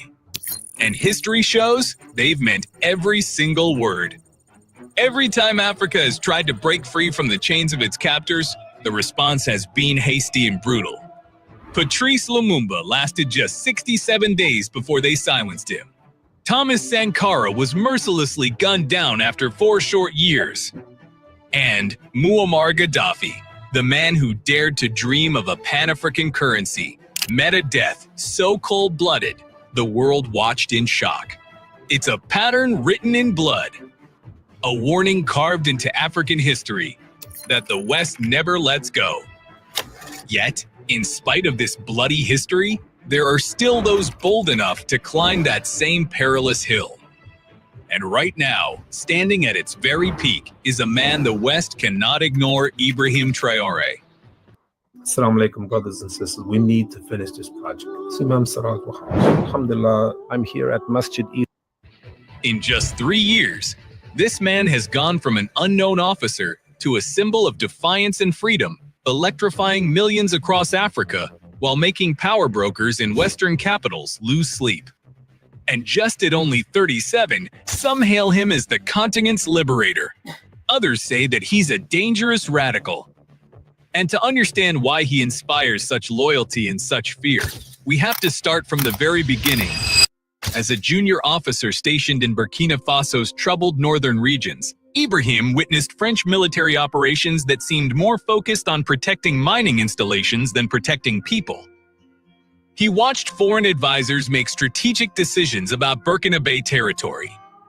He saw how intelligence was shared selectively, resources allocated based on foreign priorities, and local commanders often sidelined in favor of foreign expertise. Burkina Faso in the 2010s was a nation trapped between its colonial past and an uncertain future.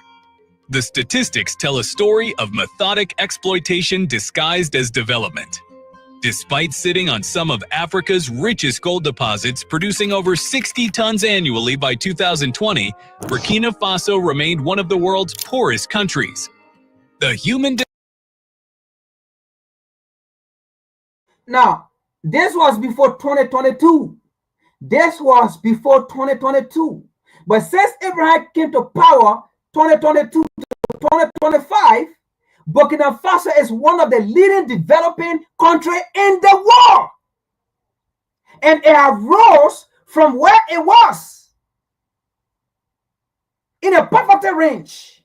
It has rose up. Okay?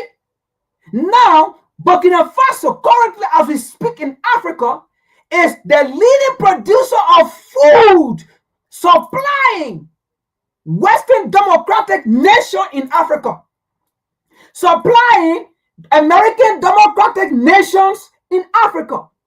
The nation that was once the scrap. Look at the videos. The United Nations report did not come here. Why did the United Nations report start from 2022?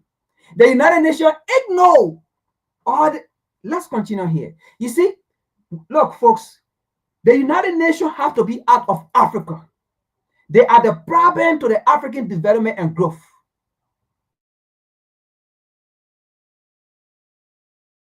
Development Index ranked it 182nd out of 189 countries. Life expectancy was just 61 years, and only 36% of the population had access to clean water. The gold flowed north to European markets through companies like Endeavour Mining and Orezone Gold. And this was human rights abuse. This was human rights abuse by France. Where is the United Nations report? A nation that is so rich, but no, you polluted their water. They don't even have safe drinking water. You taking their minerals, building France, giving the biggest, one of the biggest economy in the world, France. No United Nations report. Why did the United Nations report start from 2022, not beyond, not before 2022? Why? Because these were all violations of human rights. Oh yes! Look at the report, the Human Rights Index. 61, that was the life expectancy of Burkina Faso. 61 years old. Then you have lived so long. If you live up to 61, you have lived. If you live up to 61 before 2022, then you have lived for long in Burkina Faso or United Nations. Look, I am suggesting that we protest against the United Nations to be out of Africa. We should boot them out because the United Nations is a threat to the peace and security and stability of the African nations around the world. I am saying that we should initiate a project for them to leave the African continent. Look, if we are saying decolonizations, these are all part of the decolonization. It's not going to be easy, folks. Look, independence now come easy. Independence now come by begging. We can't say decolonization. We cannot be removing the military base and then keeping the United Nations, because the military bases, foreign military, they are the same as foreign organizations. We can't be talking about those bases leaving and then we keeping the United Nations there. It don't work like that. They all got to go because they all have the same agenda. Now you see, came out of a report from 2022, neglecting before 2022. Look at what France did. Before 2022, if you live up to 61 in Burkina Faso, you have lived for long. Can you imagine that?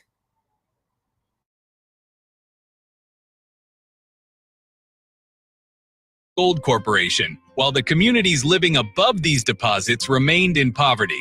Mining revenues accounted for over 10% of government income, yet the proceeds barely trickled down to ordinary Burkinabés. The terrorism crisis that would later define Ibrahim's career began escalating around 2015. Islamic militant groups, many armed with weapons that had flooded the region after NATO destruction of Libya, began targeting the Sahel with increasing frequency and sophistication. In Burkina Faso, the first major attack hit the splendid hotel in Ouagadougou in January 2016, killing 30 people. And from then, more attacks followed. From schools to mosques and markets, nowhere was safe. Entire regions of the country became no-go zones. Teachers fled schools, health workers abandoned clinics, and traditional authorities lost control of communities they had governed for generations. The human cost was staggering. Families were torn apart as young men fled to avoid forced recruitment by militant groups. Women and children. So there have now been reports about it from the United Nations. Everything that this is before 2022. No reports. So why the United Nations ignored this and then went straight to 2022 to 2025? And by the way, the United Nations the only reason why the United Nations threw jihadi or terrorist group in this report about that Ibrahim Traoré is on the side of the jihadi, okay, dehumanizing Burkinabe, they only did that. If they was not going to put this in here, in fact, that was going to expose them more. So in order to hide from Iraq and then hide themselves, they had to throw in jihadi or terrorist group in here. So that people will not get, because it will be easy for us to just understand and be like, but well, how can this man be doing this? But you forgot the jihadi that is terrorizing the people. So what they did, they threw in jihadi in there so that they will feel neutral. But no, we know how to analyze. We know the story. We know what to do, okay, to make it wrong.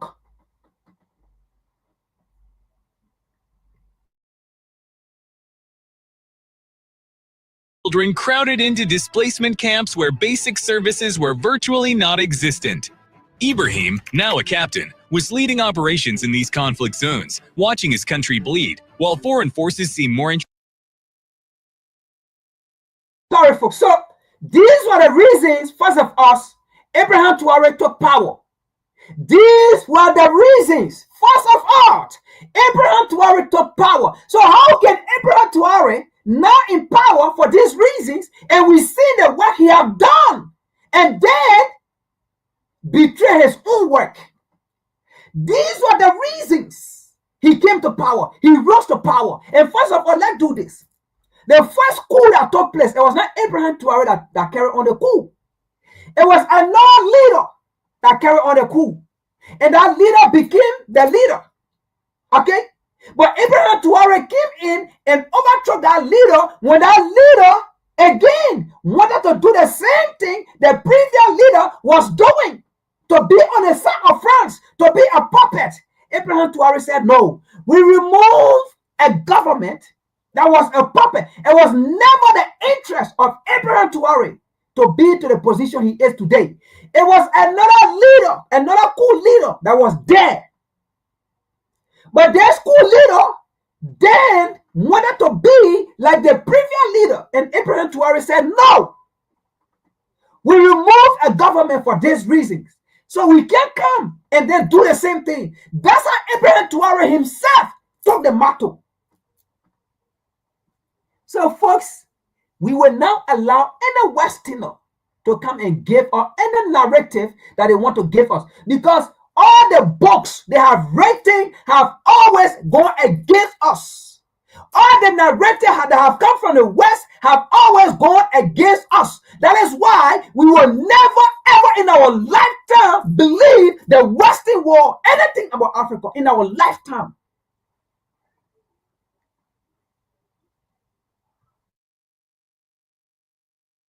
Interested in protecting mining sites than stating lies.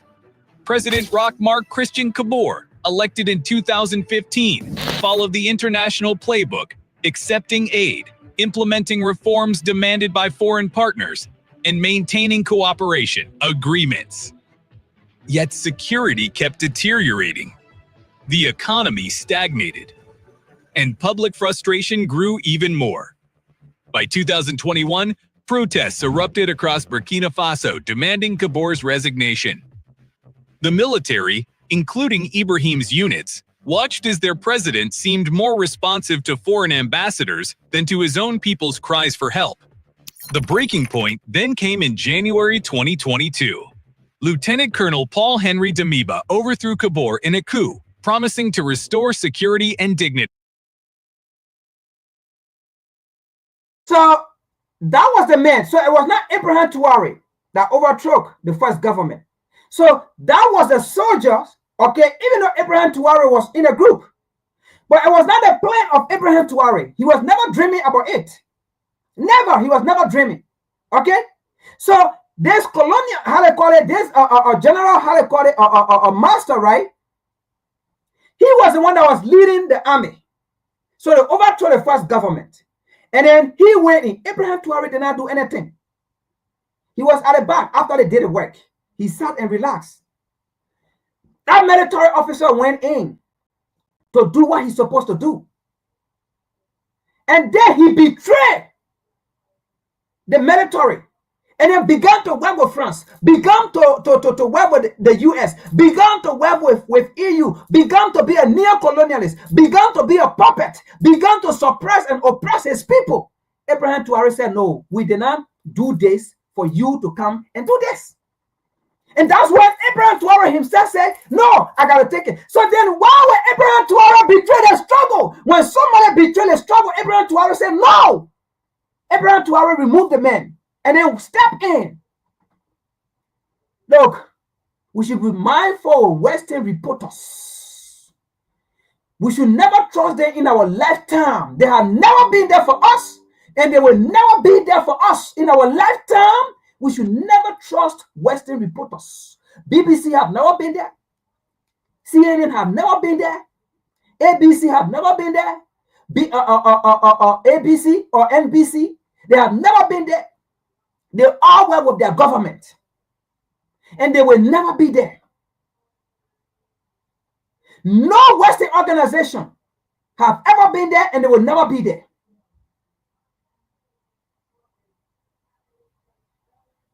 The United Nations forgo all these reports.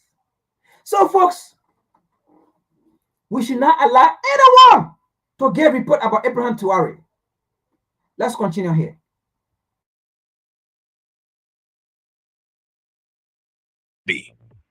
Ibrahim, like many young officers, initially supported the change. Finally, they thought, a leader who would put Burkina Faso first. But Ibrahim's hopes were crushed as he watched Damiba fall into the exact same patterns. The new government maintained the same foreign relationships, accepted the same aid packages, and consulted the same foreign advisors. Running hurts. Tai Chi heals, especially after 8 months passed. The violence continued, and nothing fundamentally changed. For Ibrahim, watching Damiba's government was like reading a script he'd seen too many times. Another African leader seizing power with promises of change, only to become another puppet in the same system of control. The final moment came during a security briefing in late September 2022. Ibrahim watched as Damiba deferred to French military advisors about strategy in Burkinabe territory. In that instant, he understood that changing faces at the top meant nothing if the same puppet strings remained attached. That night, Ibrahim gathered young officers who shared his frustration. They had all witnessed the same betrayals, the same patterns of foreign interference. They had all lost friends and colleagues in a war that seemed designed more to protect foreign interests than to secure their homeland. It is important to note that the economic exploitation was just one layer of a much deeper system of control. France maintained military bases across its former colonies through what they so-called defense cooperation agreements. Now, these weren't mutual partnerships. They were insurance policies for continued French dominance. In 2011, Ibrahim saw French forces intervene in Côte d'Ivoire to remove President Laurent Gbagbo, who had dared to challenge French economic interests. In 2013, he saw Operation Serval launched in Mali, officially to fight terrorism, but conveniently protecting French uranium interests in neighboring Niger. The pattern was always the same. Step out of line. Face the consequences. So, on September 30th, 2022, they moved. So swift, direct, and almost quiet. And by dawn, Ibrahim was on national television making an announcement that would reverberate far beyond Burkina Faso's borders. Army officers in Burkina Faso have announced the overthrow of military leader Paul-Henri Damiba. Captain Ibrahim Traoré.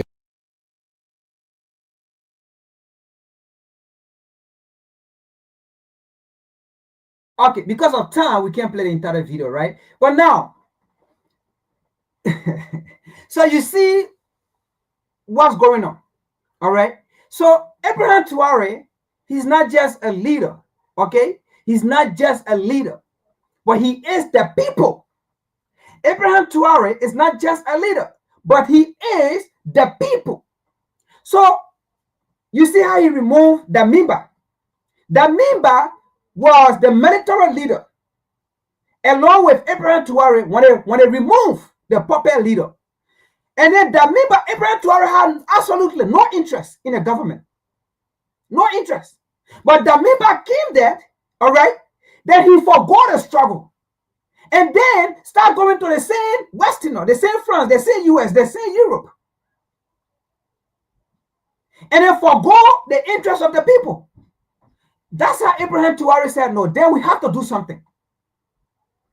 That's how Ibrahim Traoré stepped in. And they removed Damiba, who overthrew the former president. So basically, Ibrahim Traoré overthrew two governments who were puppet or neo-colonialists, who suppress and oppress his people or their people. So why would Ibrahim Traoré come? He removed two people from suppressing and abusing his people, and then come back and then do the same thing when he removed two government for that. We all have seen Ibrahim Traoré, what he believed in, right? Now, let's see a short video from Pierre Lumumba of what the West usually do. And then we go to some of the things Ibrahim Traoré is doing in Burkina Faso that the United Nations want to frame him as child abuse or child recruitment process. And then let me ask the West, what they do in the US, the selective service, will you call that child abuse? The selective service in the US, the selective service in Europe, the selective service in Australia, I believe they got it. Will you call it child abuse? No, you don't call that child abuse, right? But it is Africa when we're doing our things. Things that we make our conscience enough not to be manipulated. You go against that, then you call that abuse. Do you call your own assistant in the US abuse? Do you call your own assistant in Europe abuse?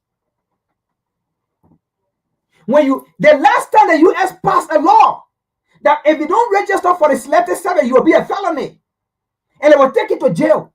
Or United Nations, did you report on that? When the United Nations, when the US came out with a report about the selective service, that you have to sign up for it before 18.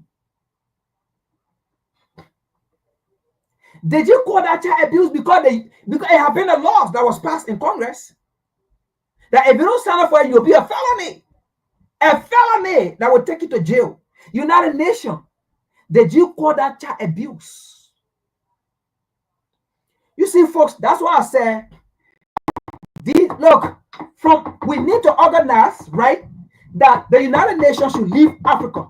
They are threat to Africa peace and security. They should leave. The same way we are getting the military out is the same way this organization need to leave.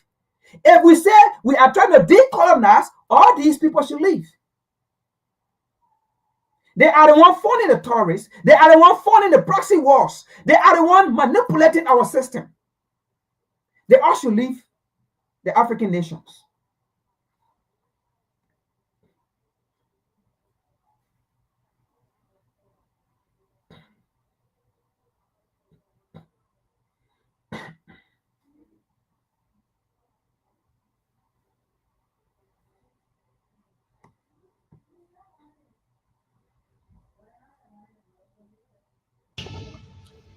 And I'm saying this seriously, that we too had a nuclear weapon, because that is what Europe and America understands. We are now in a neo-colonial stage when the European powers are at their most diabolical, when the Americans are at their most diabolical. And how do they interfere? They interfere militarily, they interfere diplomatically, sometimes through gunboat diplomacy. And that is why you see sometimes your typical European ambassador treats our heads of states in a condescending manner. They interfere through institutions such as the IMF and the World Bank, UKAID, USAID, Danida, CEDA. These are Trojan horses that are introduced into our countries for the purpose of influencing our processes. This is the most unapologetic truth about Africa that you'll ever hear. What Patrick Lumumba says at the end might be the most powerful thing you'll hear today. There is a new scramble for Africa. The Chinese are here. The Turks are here. The Qataris are here. All of UKAID, USAID, Danida, through institutions, treats our heads of states in a condescending manner. They interfere through institutions such as the IMF and the World Bank, UKAID, USAID, Danida, CEDA. These are Trojan horses.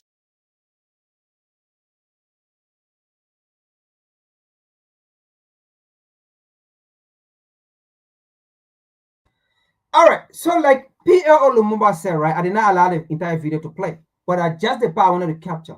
So you heard what he said. These are Trojan horses. And he named these organizations, these NGOs. He named them, these corporations. He named them. They are all working for their government. Look, like we've been saying, what they do, the truth here is, right, they will come and do few things. Those are incentives. The United Nations will come and in area where there's a war, they gave you things. But the thing they gave you, right, like they gave you rice, few medical supplies and those things. But the resources they are getting from there, it is more than that few rice. It is more than that few donations or medical supply that they bring and give to our people. The resources they are getting from there, it is the same resources that they are using and then bring free supply for you. It's a business. It is a business trade that they play on us and they are doing to us. Okay? But I can tell you, if the United Nations leave Africa, if these NGOs leave Africa, all right, all these Westerners organizations, whatsoever, they leave Africa, no way for them to manipulate us, right, and infiltrate our system, and we do our thing right for us and things, I can tell you, Africa will be in a better place. There won't be proxy war. There won't be tensions. There won't be manipulations. Why do you think they hate these leaders? From time immemorial, every African greater leaders that stood up for the right, they kill them, they remove them, they run propaganda against them, they come up with stories from time immemorial. So why should we still continue to believe Western organizations or these Westerners? That is why in our lifetime, we should never ever believe them. We should never ever listen to them in our lifetime. We should be talking about the United Nations leaving every African nations. That should be our next move. That should be our next request. They should leave. We don't want them. Now, let's see some of the reasons they are coming against Abraham Traore with child abuse, child recruitment. Let's see here. The truth is, folks, what Abraham Traore is doing is the damn right thing. Abraham Traore is creating the next generational leader. Abraham Traore is creating the next leader of Burkina Faso, that when Abraham Traore is not there, there will be people of many Abraham Traore. That when Abraham Traore leaves, it don't have to take another 30 years. It don't have to take another 40 years. It don't have to take another 50 years for new Abraham Traore to come. No, there will already be Abraham Traore. Many Abraham Traore to leave Burkina Faso. Abraham Traore is creating a Burkina Faso that the day he turned power over to the Burkinabés, Abraham Traore will have nothing to regret about. Abraham Traore will relax and enjoy the rest of his time he had on earth until he can join our forefather. Because in his right mind, he will be happy because there will be many Abraham Traore while he's still alive.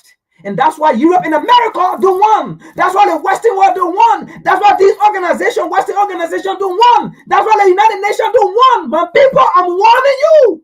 That's why the United Nations is against Abraham Traore now. Because in their faces, in our time, Abraham Traore is creating many Abraham Traore. Abraham Traore is creating many leaders.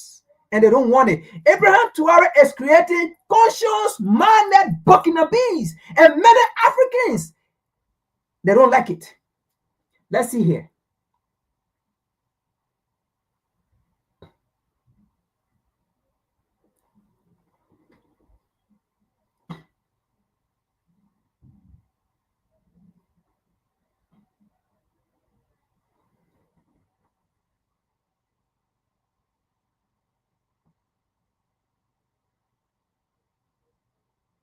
Folks, this is what Abraham Traore is doing.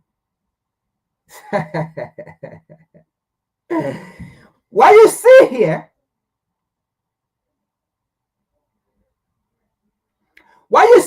folks, this is what Abraham Traore is doing.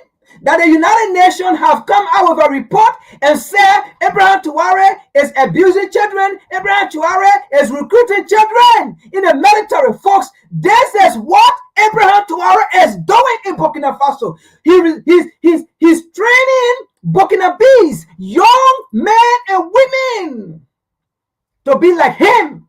To be conscious-minded, folks. If you do this kind of thing, the West will never ever come to easily penetrate your system. Because these kids will see that they are Burkinabés. These kids will see that they are patriotic Burkinabés. They are patriotic African. You will never ever have the chance to manipulate the nation, to overthrow another government. You will never infiltrate the system. Because all these people see themselves as valuable, as military to their nation. Why? Even they are staying in school. They are staying in school, going to school and doing their thing. The West does not like this. They are enemies to the African continent. This is what Abraham Traore is doing. Now the United Nations have come out with a report and said Abraham Traore is abusing children. Abraham Traore is recruiting children. This is what Abraham Traore is doing, folks. He's creating generational leaders of Burkina Faso. You see how smart this man is? You see, no, this guy is a king of kings. He's a leader of the African continent. This man is the best leader in the entire world. This man is creating a Burkina Faso where people will love this country and you will never ever intimidate them. You will never ever lie to them. How can this become an abuse? Burkina Faso, I mean the people of Burkina Faso, is this an abuse? I want you write in the comment section. I want you, when you listen to this recording, please write. Do you see that as an abuse?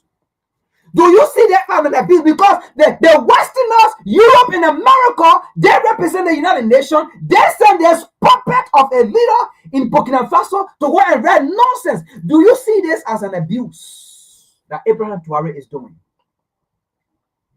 Do you see this as an abuse? This man is creating a conscience-minded Burkina Faso, Burkina Faso.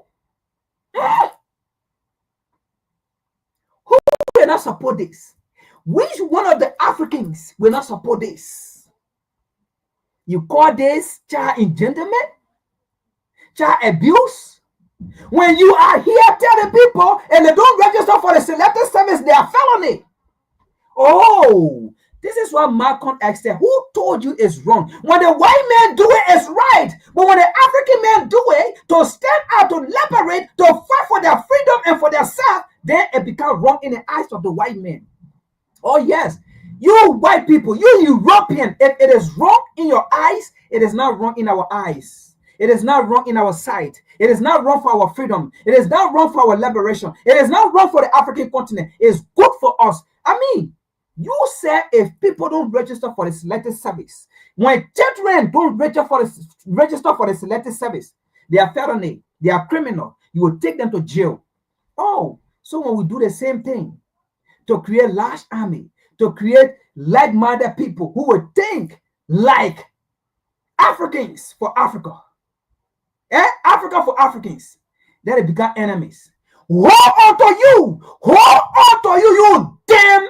You not a nation. Woe unto you!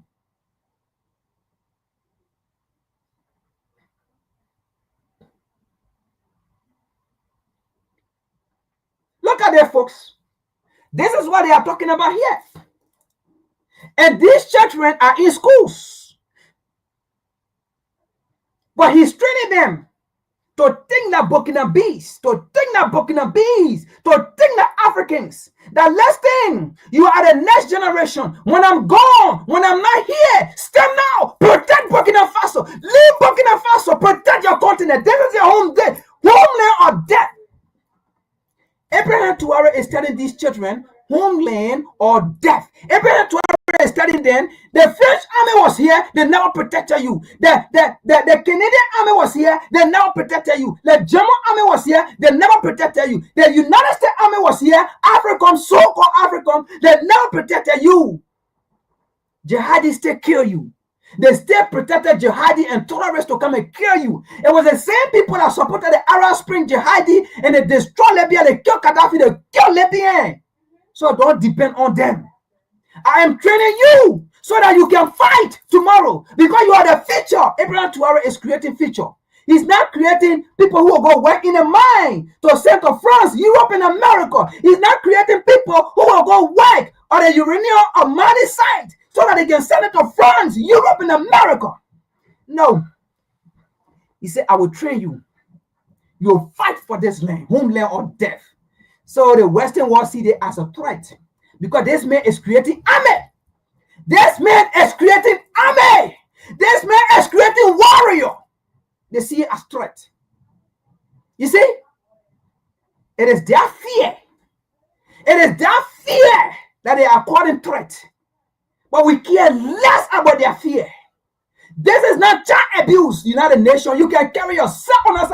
Go and do investigation about the child abuse of the white men when they put our sisters, our little one there, how they call it, breeding camp, and they start having sex with them. 13 years old children, 12 years old children. Go and investigate them.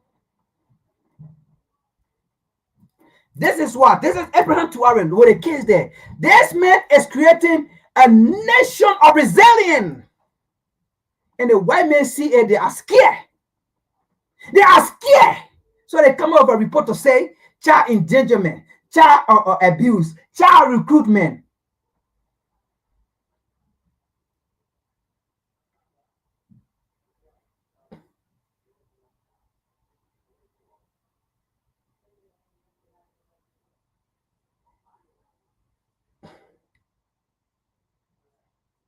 So let's see another one.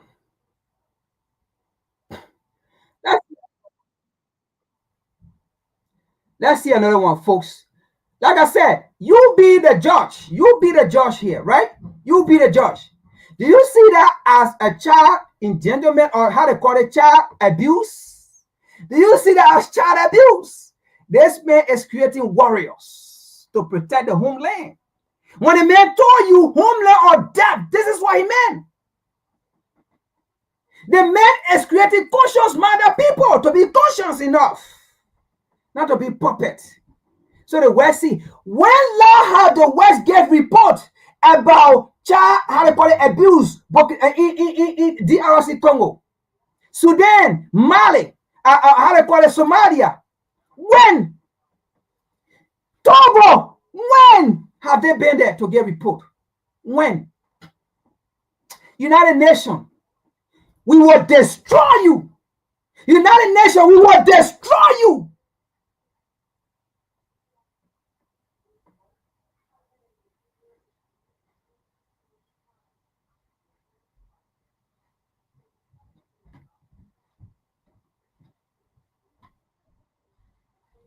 This is it here.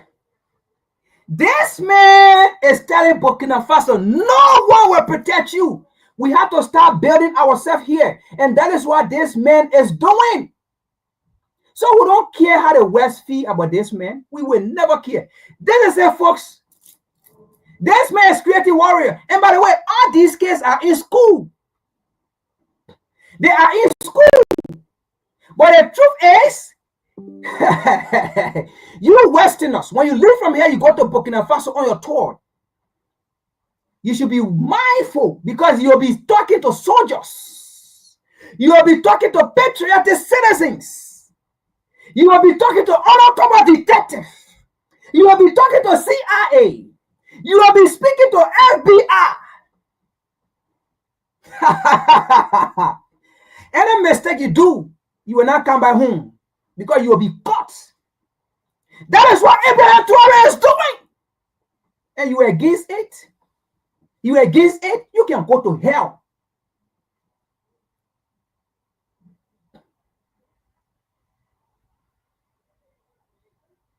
You can go to hell.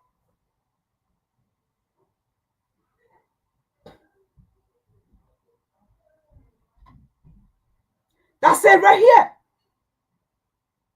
This man is creating army. This man is creating a nation. I mean, this is independent.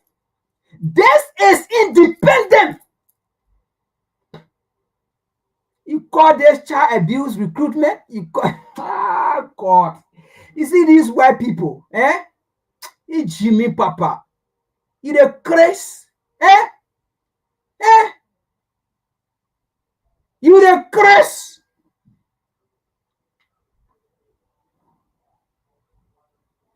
You the Chris. This man is created. This is Africa. In fact, look, these are the things we've been speaking about. We've been warrior. We were warrior before. And this is the kind of warrior mentality Abraham Traore get. This man is creating a nation of warrior to be prepared at any time. Defend the homeland. The white man is scared because there is no way if this kind of thing be going on the African continent. They go there and survive easily and manipulate people easily because you know what? Even a little child, you will be sitting down with FBI or CIA. Now you will be mindful how you open your damn wild mouth to speak. Because you will be sitting with soldiers. That's what they don't want. And then they want to write against this man. Say, child recruitment, child abuse. These are the things that he's doing, and they don't want to compare him with jihadi. They want to compare him with terrorists. You call this abuse? Folks, let me ask you, do you call this abuse? When now have the white man talk about abuse against children? When they have called now our African continent and looted our African continent, don't have time. Still die for starvations. They subjugate and suppress our African leader from investing in agriculture. African leader want to take the path of agriculture to feed ourselves. They kill you. They undermine, they remove you. Is that not human rights abuse? Oh, you want to be powerful. but you don't want for the African nation to be powerful, so that you can continue to loot our resources and manipulate us. We keep telling you your days are numbers. You think we're playing phone here? We keep telling you, with your mentality, your days are numbers. Because these are the kind of attitude and mentality that you have that it just gets more angry. Because your history is horrible. And you are not even happy to fix it. You are not even happy to calm us down. You are not happy in it. You are not happy yourself. You think we will see this kind of report? Knowing that your horrible history, your lies against us, against our great leaders, your lies. You think we'll fall for it again? You think we'll sit down? Look, I said it here before and I will say it again. It will be better for you if you can stop doing what you've been doing, because it's not going to work this time. It will be better for you if you stop doing what you've been doing and say, you know what? I think we have come to a point where we have to recognize our wrongdoing, right? And admit to Africa or to Africans, and then work with them. All right? And then maybe they will feed for us and give us some crumbs. But the truth is, with your attitude, with your behavior, the truth is we no longer believe you, and we will not believe you. We no longer listen to you. We may live, but we don't listen to you. You are irrelevant. You are like a spittle. Bubbles in the air. That's how we see you. Because there's no time in history you have been there for us. There's no time in history you have spoken for us. There's no time in history you have solved our problem. In fact, what we go through was caused by you. Because we try to work with you. We try to welcome you. We try to say we are all human beings. We try to say humanity, I mean, as long as you breathe in and you are human being. So you call this Abraham Traore is doing child abuse? Are you the one to define what child abuse is? Are you the one to define what child abuse is? Have you spoken about the child abuse going on in foreign money companies in Africa? Have you spoken about it? Hey, Jimmy Papa, you the Chris? You think we get time for you? We care less about your books. We care less about what you write. Go and write about Bombia. Go and write about Bombia. Go and write about Faru. Go and write about Faru. Nonsense.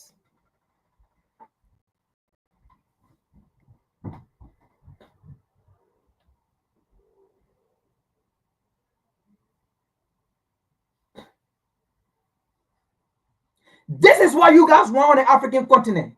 And we know it now.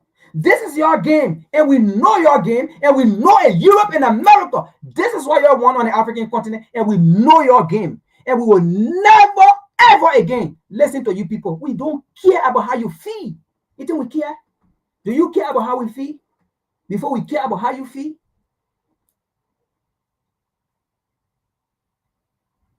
Government. It's called there is a policy of the American government.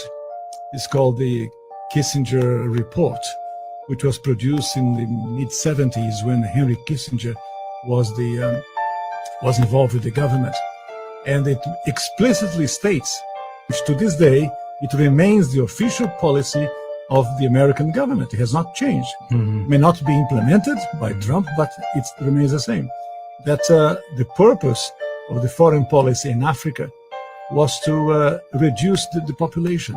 So to give aid to countries in Africa, not clean water and schooling and things like that, but contraception and abortion, in order to shrink the population of Africa, because they have great mineral resources there. That sounds diabolical. It is. Yes. That sounds like something conceived in the mind of Margaret Sanger. Yeah, definitely.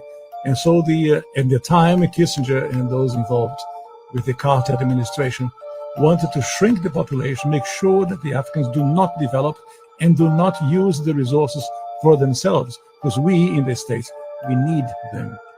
So then what I do in the various trips I have made to Africa, mainly Portuguese Africa, Mozambique and South Africa as well, and Cape Verde Islands, I point out that there is a concerted effort of foreign powers to control the population of Africa. Africa is a huge continent, could feed thousands of more people, but the policies of the West, especially in Europe. For example, between 1990 and the year 2000, the United States, Canada, and Europe contributed about $6 billion in contraceptives, not to help the people, not to give clean water, clean food. That is not to fight malaria, for example. No, of course, perish the thought, never. Yeah. Let them die. That's the whole idea.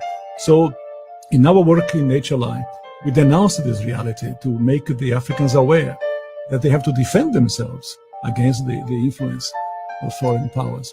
Is it just the United States, or do you believe that China is also playing a role in jockeying for the resources of Africa? China is playing a major role because China is buying property in Africa. For example, in Mozambique, which is a Portuguese-speaking language country, they when Portugal was in charge of Mozambique, they used to export rice. Now they are importing rice from China because they cannot produce. The socialism has wrecked the production of rice, and the Chinese come and buy farms. So about almost a third of Mozambique belongs to China. So I was in other countries of Africa, the same reality. In South Africa, the Chinese are buying property, buying land in Africa. And they send their own workers, the Chinese workers. They don't employ people.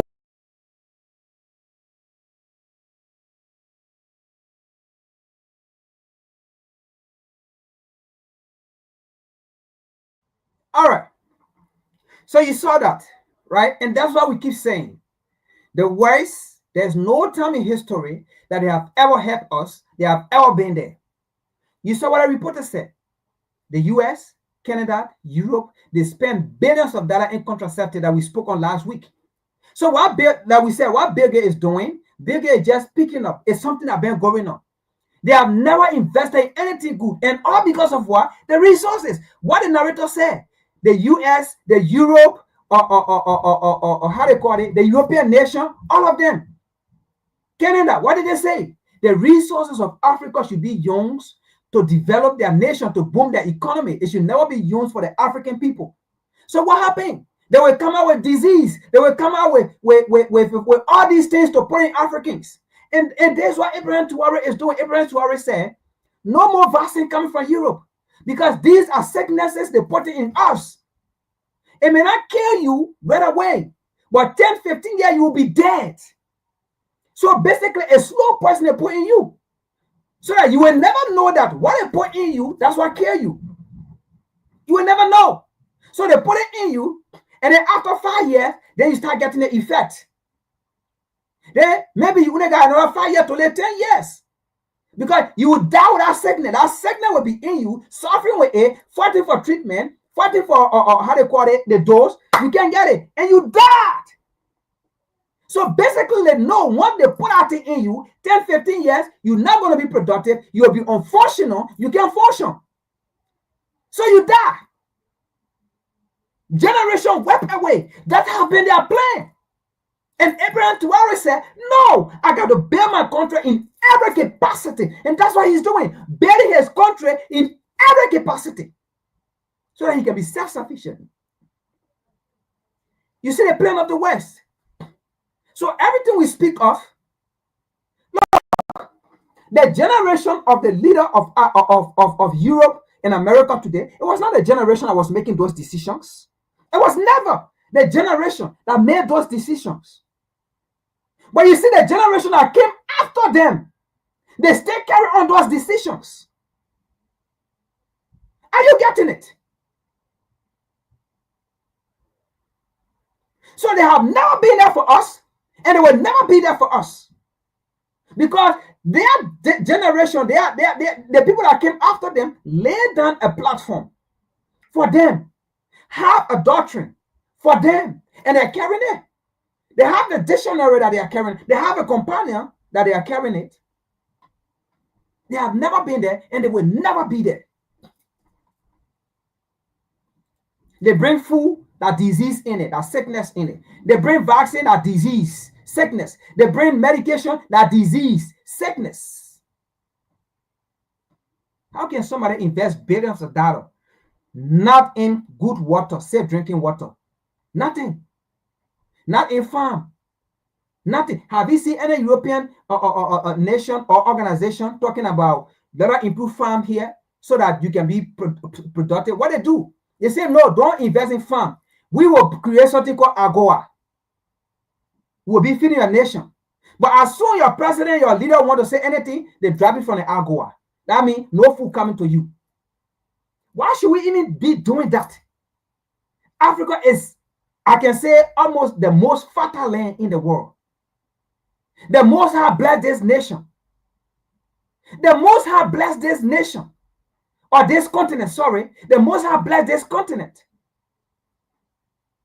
Why? Everything on the African continent. Resources. The entire world, one part of Africa. The entire world. The entire world, one part of Africa. Why? The most fertile continent in the world. Why? We have land masses upon land masses.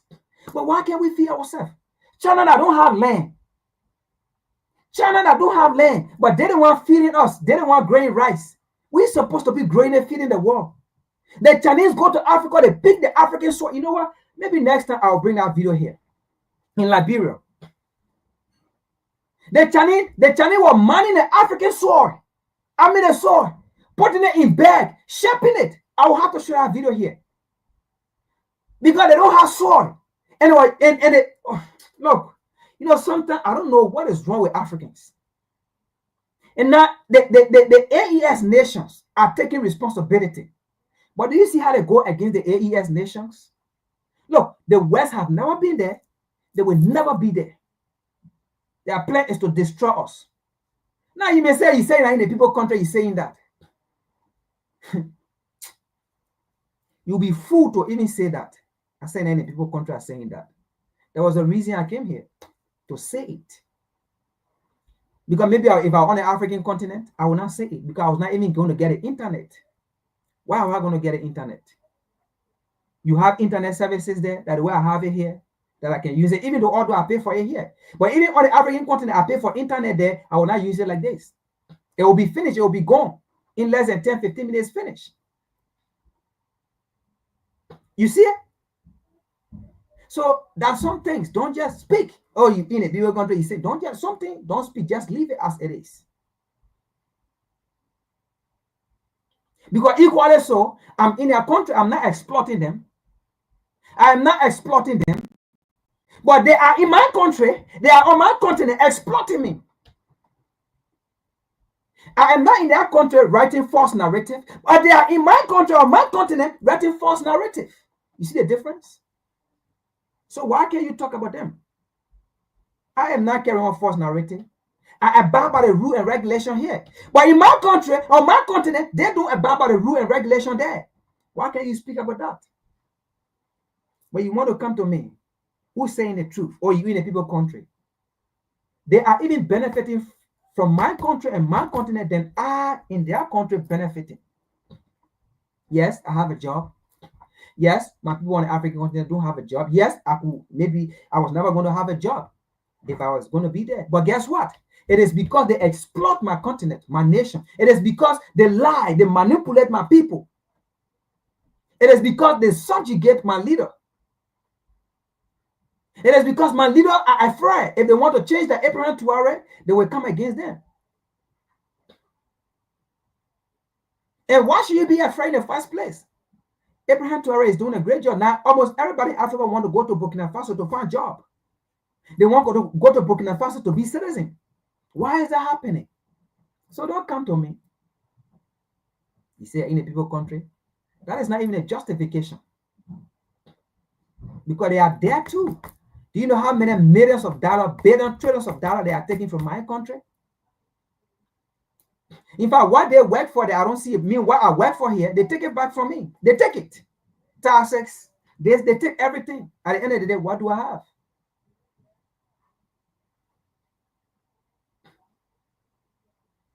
Maybe I'm here to fight the battle. I am here to expose. Right? So listen. Let's continue. Let's continue with our great leader.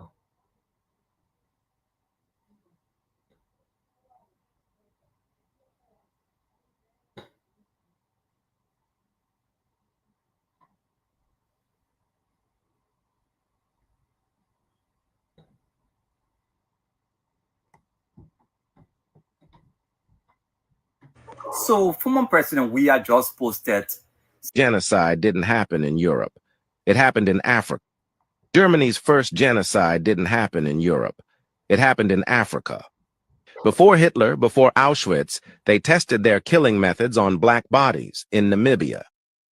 And it all started with a handshake, a Bible, and the betrayal of a leader named Hendrik Witbooi. This is Hendrik Witbooi, leader of the Nama people in what we now call Namibia. He was a warrior, a scholar, and, at first, a man who believed in peace. In the late 1800s, Germany promised protection. They spoke the language of friendship, Christianity, and progress. Witbooi agreed to an alliance. He signed treaties. He trusted their word. But it was all a lie. By 1904, Germany launched a brutal campaign of racial extermination. They drove the Herero people into the desert. Thousands died of thirst and starvation. Those who survived were put in concentration camps. Yes, Germany built them first in Africa. Then came the Nama. Witbooi, betrayed and heartbroken, took up arms. He led a desperate resistance against overwhelming German force. In 1905, Hendrik Witbooi was killed. He died fighting the very empire he once called an ally. 80% of the Nama were exterminated. 80% of the Herero were wiped out. This was the first genocide of the 20th century, a dress rehearsal for what Europe would later unleash on its own people. Today, Germany has offered words, but no justice, no real reparations, no global outcry. They killed a leader. They buried a people. And the world forgot. Remember the Herero. Remember the Nama. History buried in silence is history doomed to repeat. Subscribe for more African truths they never taught you.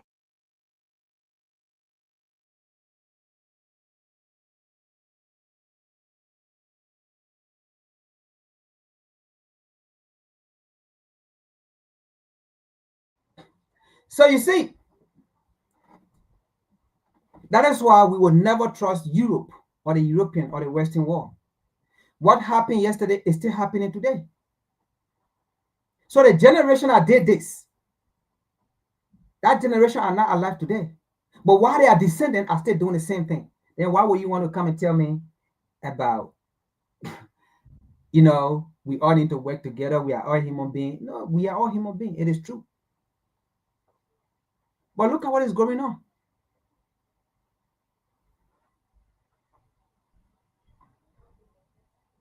So you see what Abraham Traore is doing in Burkina Faso? They know what he's doing. It is the right thing. They know what Abraham Traore is doing with those cases. They know it's a threat to them. They know it is the right thing Abraham Traore is doing. For Africa, right? For Burkina Faso. But it's against them because they will find it hard to penetrate the system. They will find it hard to bribe. And the West, look, the West, they are so corrupt. The US, Europe, they are damn corrupt. They are the most corrupt continent and nation in the world. They never like to do business with nation or any leader that is not corrupt. If not, why would they kill Gaddafi? Why would they kill Thomas Sankara, Lumumba, Amilcar Cabral, Steve Biko? The list can go on. All those people, they were never corrupt. Why they never were Nkrumah? They fought hard to remove Nkrumah because Nkrumah was not a kind of corrupt person. So they could not work with him. They want a leader that is corrupt, that they can manipulate to loot the resources. Without a corrupt leader, France's economy will not boom. And that is why today the French economy, in fact, that is why today 4 nuclear plant power have been closed down in France. Because there is no corrupt leader in Niger in order to get a uranium. So these people, they can never function without corrupt leader in Africa. They need corrupt leader. They need to bribe those leaders.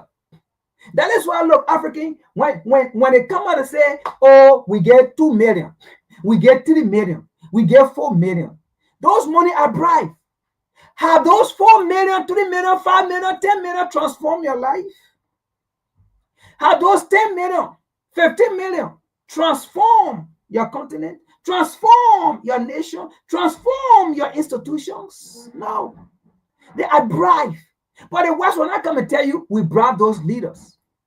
And those leaders will never ever use it for the nation because it is a bribe for them to get your resources out. And those leaders will take their money. Why would the United States keep giving money to corrupt leaders? If the United States believe in justice, why would the US keep giving money to corrupt leaders? You look at that. But the US been giving money, government after government, government after government. But we corrupt. I mean, we complain that they are corrupt. But they will still come out with some report, oh, this government is corrupt. But they still keep giving money. Look, when the United States come out with a report, oh God, about a government that is corrupt in most cases, and you know, then the United States says, oh, we've been giving 2 million, 3 million, 15 million, 20 million, and not just the United States alone, even Europe, all right? We've been giving 20 million, this million. But they still keep giving it. They still keep giving it to that leader. Can't you ask yourself, why would the U.S. keep giving money to corrupt leaders? Why would the U.S. keep giving money to corrupt nations? Why? The truth is, they are not coming to tell you, right, why that money was given. But it was a bribe. It was never given for you to improve your economy. No. It was never given. Because if not, the United States will go after that leader and tell them, bring back our money. Look, you are an NGO. You gave money for a particular purpose. You expect that entity that you gave the money to bring report to you. You expect to see result. So that if that entity come back to write for a grant, because every year, let's say you give a grant, right? But the money to which you gave the grant for, it was never functional. You never see no result. And then they come back and write for another grant. When you give that grant, when you give that money again, you will not do it. That's how these United States and other nations work. The truth is that they bribe your African leaders. It is not money that they gave for development. Because if it was money that they gave, for example, certain sector like education, and your education sector is not improved, why would the US give another money again for the educational sector? If they gave that money to improve your health sector, and nothing went to the health sector, no report, in fact, there was no report given to the US about, oh, this is what we have done to improve. When the US take another money again and give it to you to improve the health sector, when the first money they gave? No, folks. Let us stop lying to ourselves here. International community, international this, every little thing international, into this, that, into that. When the US have your election here, do you know what they do? They close down every information from OSA until the United States election is done. No information coming from OSA, ISA, because they don't want no manipulation. They don't want no interference. If the US is doing some major thing that they know it is important to their nation, they close down every information. That means they pay attention to every information coming from outside of the nation coming in. They block everything, they sift everything, they see everything, they monitor everything. Conversation, text messages, wow, they see everything. So there is nothing hidden. They see, they look, when you talk on your phone, they already receive it first before you can hear it. If you in Africa, you call me on certain occasion, like I was saying, like the election, what's some important thing, national issues. You think that thing you're telling me, no, they're the first to hear it. It just been relayed to me. It's been relayed, but they hear it first before me. So it is that true. Why should we always run to them? The US do not give money for development in your country. I'm telling you now. They don't give money for development on your continent. I'm telling you now. It is a bribe to the African nations. It is a bribe to your African leaders, to your African authority. And when they get it, they give few representatives and senators so that those people can close their mouth. If not, those people will talk against the government and they will rise against the leader. And if they rise against the leader, then what happened? The US have to go and bribe another leader that will be coming in so that they will be in their interest. So when the US go to give those kind of money, your leader take it and bribe few group of people in the House, in the Senate, and then the cabinet. They all sit there and close their money, get an envelope, they sit down. But it is a bribe. It is not a damn money given for development. Why would the US not hold them responsible? Why would the US not tell them, say, bring back our money? We gave you the money for farm, for agriculture. We gave you the money for, but no agriculture. Liberia can feed yourself. We gave you the money to improve the healthcare sector, but Liberia don't have good healthcare sector. Your government, your leaders still running, coming to Europe and America to come for treatment. We gave you the money to improve the educational sector, but your educational sector is not improved. Why government official children keep coming to Europe and America for better education? But the US still give money, right? It's a bribe. Don't get it twisted. They do not work with good leader. They work with corrupt leader. Let's continue.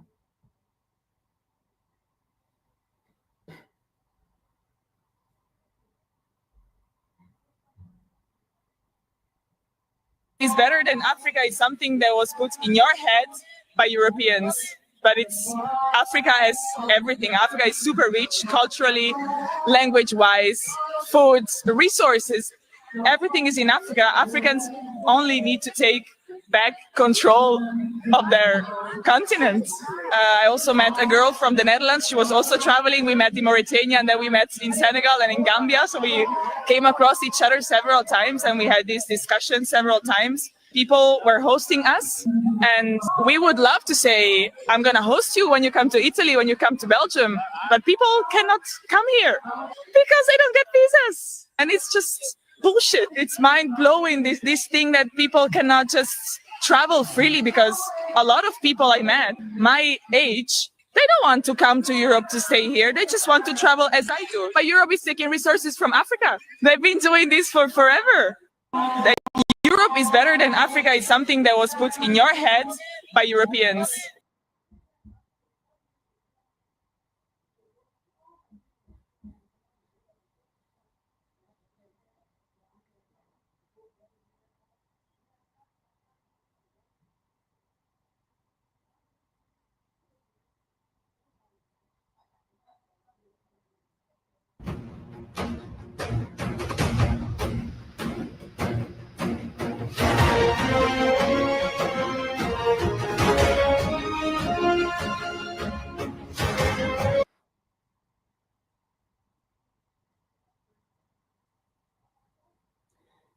So what you see here, right? That's another thing Abraham Traore is doing. So he's also training these kids, right? So you see what they're doing there, construction, like everything he's teaching them. He's not teaching them to go to the mosque, to go and pray. He's not teaching them to go to the church, to go and fast, and to go and dance. Oh, hallelujah. Oh, hallelujah. Oh, Jesus is coming tomorrow. Oh, Jesus is coming tomorrow. I want to be poor. Only the poor can go to heaven. Oh, yes. Don't talk about your riches. Don't talk about your land. Oh, because I want to claim heaven. It is better to be poor and die and go to heaven. You die, you die. Abraham Traore said that's a BS. You know, all these democratic nations, that's what they teach their people. Go and fast. Oh, I want to go to heaven. I don't want to do nothing with my resources. I don't want to be rich. Only the poor can go to heaven. I want to go to heaven to see God's face. But if you tell those people, do you want to go to heaven today? Hell no. Why do I want to die? But you see, you want to go to heaven when you die. You said you want to be poor. You don't want to get rich. You said you want to go to heaven. Now somebody asks you, but why can't you go to heaven today? Then you say, hell no. Hell no for what? You pray every day to go to heaven.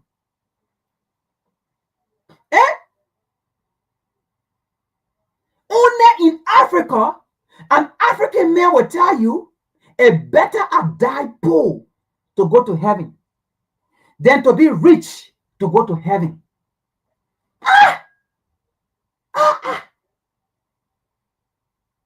Because of that mentality, You will see African will go to church.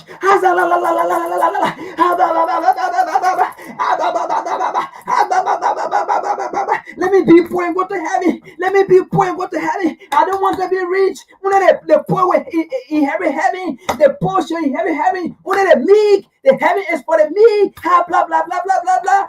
Blah blah blah. I don't want to do anything with resources. I get the resources. I don't need it. Take the resources and give me my God. Give me my Jesus. Oh, I need my Jesus. I'm rich. I'm rich. As long I got Jesus, I'm rich. As long I got the law. As long the law is by my side.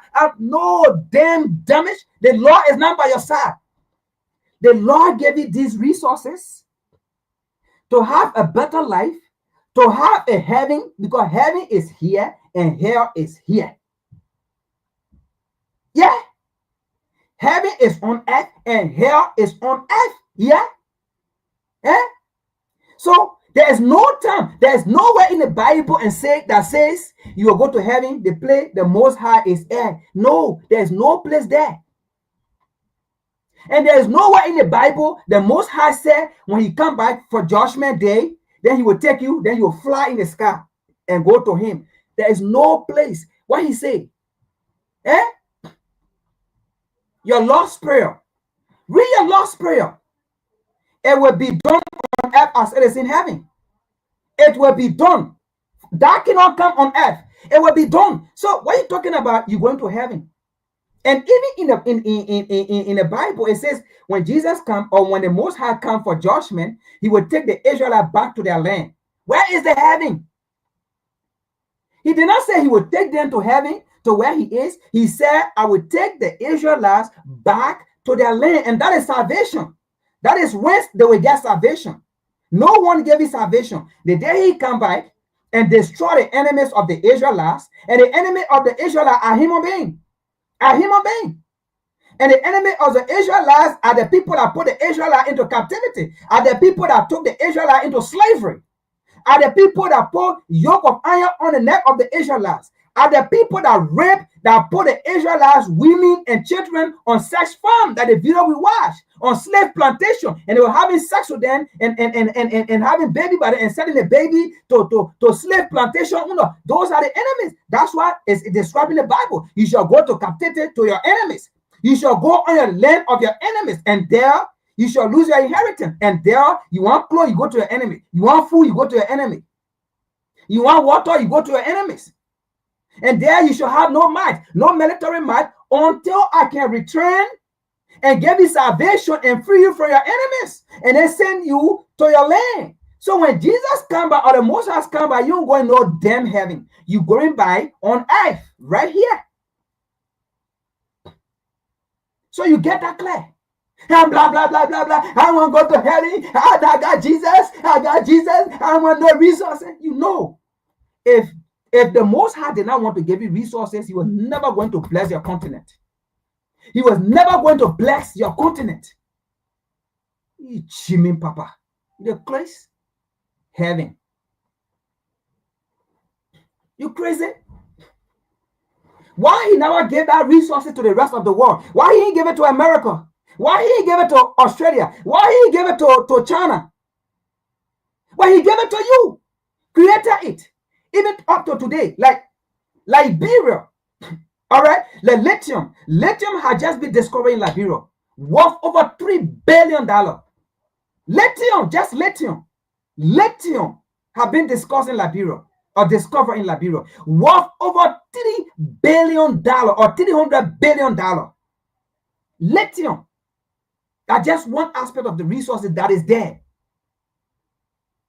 Then I was saying, I said, no, I don't want it. I want to be poor. Let the white man come and take it. Let the colonizer take it. Let the enemies take it. Give me Jesus. As long as I got Jesus, give me the white man Jesus. Let me take the white man Jesus. I just want to go to heaven. I will die poor. No, I don't want riches. I want. Let's continue here. There is no heaven that you're going to. Get that clear in your head.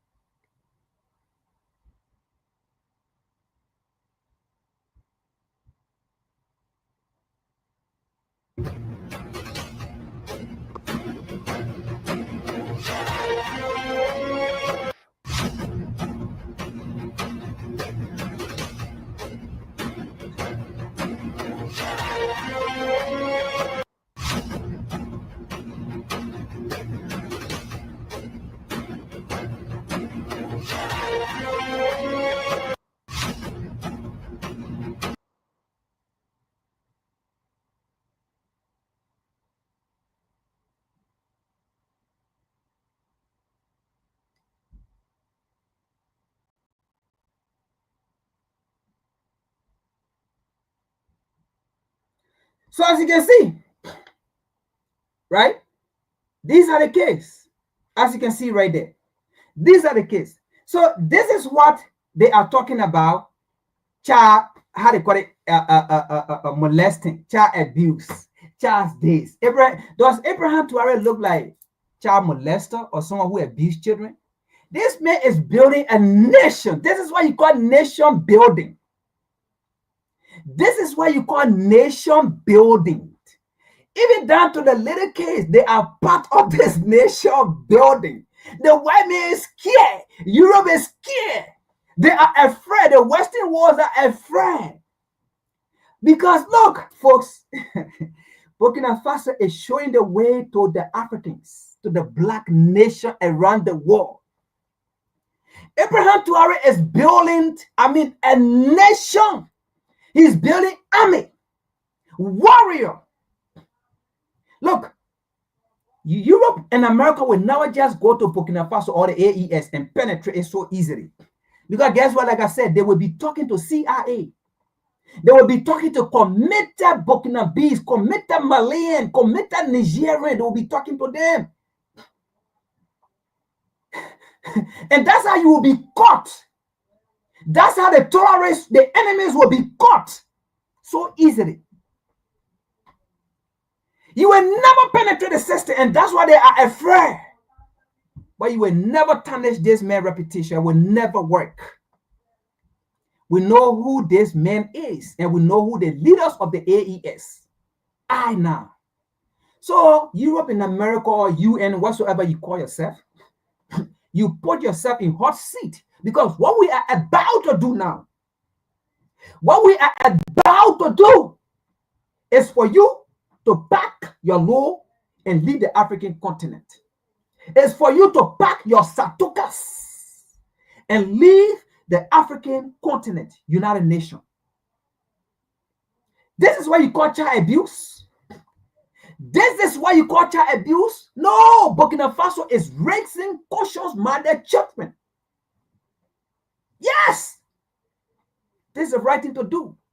These children will grow up to be Burkinabes, to have a sense of belongingness, to have a sense that this place is me. I'm going to fight to protect this place. They will never think like foreigners. They will never have a black skin and a white mindset. Never. These are the children you call child abuse. Look at the smile in the children's faces. Look at the smile. Look at the joy. Look at the wonder, the belongingness in the faces of these kids. These kids are not on the mind mining uranium for France. These kids are not on the mind in DRC Congo mining the lithium, the diamond, the gold for Asia, for foreign company, for American foreign company, so that they can bring it to Europe and America to face Apple, to face iPhone, to face how they call it, 15 screen TV or 20 or 30 screen TVs. No, these kids are being grown to become engineers, to become doctors of their own, to become masters of their own. They are not on the mind suffering and starving. No, Abraham Traore is creating opportunity. He's building a nation. And then you want to tarnish him as he's recruiting children against human rights. Then you pass law in the United States Congress that if children don't sign up for selected services until they reach 18 or 20 or 25, there will be felony. You will put them in prison. Then you do that. Where is the report on the United Nations? No! Abraham Traore is building the nations, man. We love this man. This man is the air we breathe. US, America, Europe, France, Germany, let this go in your ear and pass to the other side. If it can stick, let it stick. Abraham Traore is the air we breathe.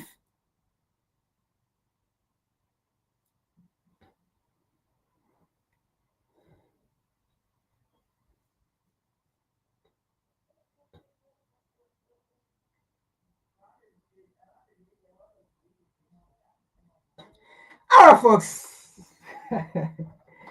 That's today's discussions, and thank you for being in. We've been here since 1 o'clock, and now it's 3:42, almost 4 o'clock. That is today's presentation. And we cannot allow the West to keep giving a narrative, because they gave a narrative, right? The US gave a narrative, they killed Gaddafi. They gave a narrative, they killed Thomas Sankara. They gave a narrative, they killed Patrick Lumumba. They gave a narrative, they killed Amilcar Cabral. They gave a narrative, they killed Steve Biko.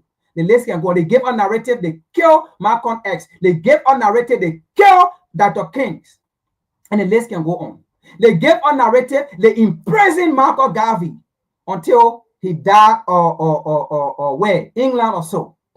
They gave a narrative, they took David E.B. Du Bois from here. He died in Ghana. In fact, they denied his visa the moment he went to Ghana. They denied him the U.S. citizenship. Imagine that. Imagine that. Imagine David E.B. Du Bois. Even though I may not agree with him for something that he did in Liberia, but that may be another discussion for another day. Even though I don't agree with him in some area between Marco Garvey and Marco Garvey and David E.B. Du Bois when it came to reintegration or integration. His view was different from Garvey, and his view that affected today Liberia. But you see, he worked for them in some area when it comes to Liberia, between Garvey and Garvey in Liberia. He worked for them. But yet they saw him as a slave, as a Negro. Because his view later on, when he went to Nkrumah, they were supposed to write an African encyclopedia. He went to Nkrumah. He left in Ghana. They seized his U.S. citizens' rights. They took it from him. Imagine that. And they seized his, like he couldn't come back. He left in Ghana. Even though it was not a bad thing, that in fact he was home. He was home. He was home. He died there. And he got a state burial. In fact, he's buried to where Nkrumah is buried. State burial is there. We don't neglect our own. Even though sometimes they may fall short. We don't still neglect them. Especially we know what he stood for. The stories are there. These people have never been there for us. Let's get that clear. That is why we speak the way we speak, because we bring the evidence, we show it to them. We speak with facts. So the day they're coming after us, we show the evidence to them. In fact, we show the same thing to them. So that is today's discussion, folks. Do you believe Abraham Traore is what the United Nations put in that report? Now, do you believe with me that the United Nations should be, in fact, not just that representative, but the United Nations as an organization should be expelled from the African continent and from African nations? That should be our fight now. Fighting against them, protesting for them to leave our African nations. They are enemy, they are threat to the African freedom and stability. Peace. I see you people Saturday, if Nkrumah is back. If not, Sunday.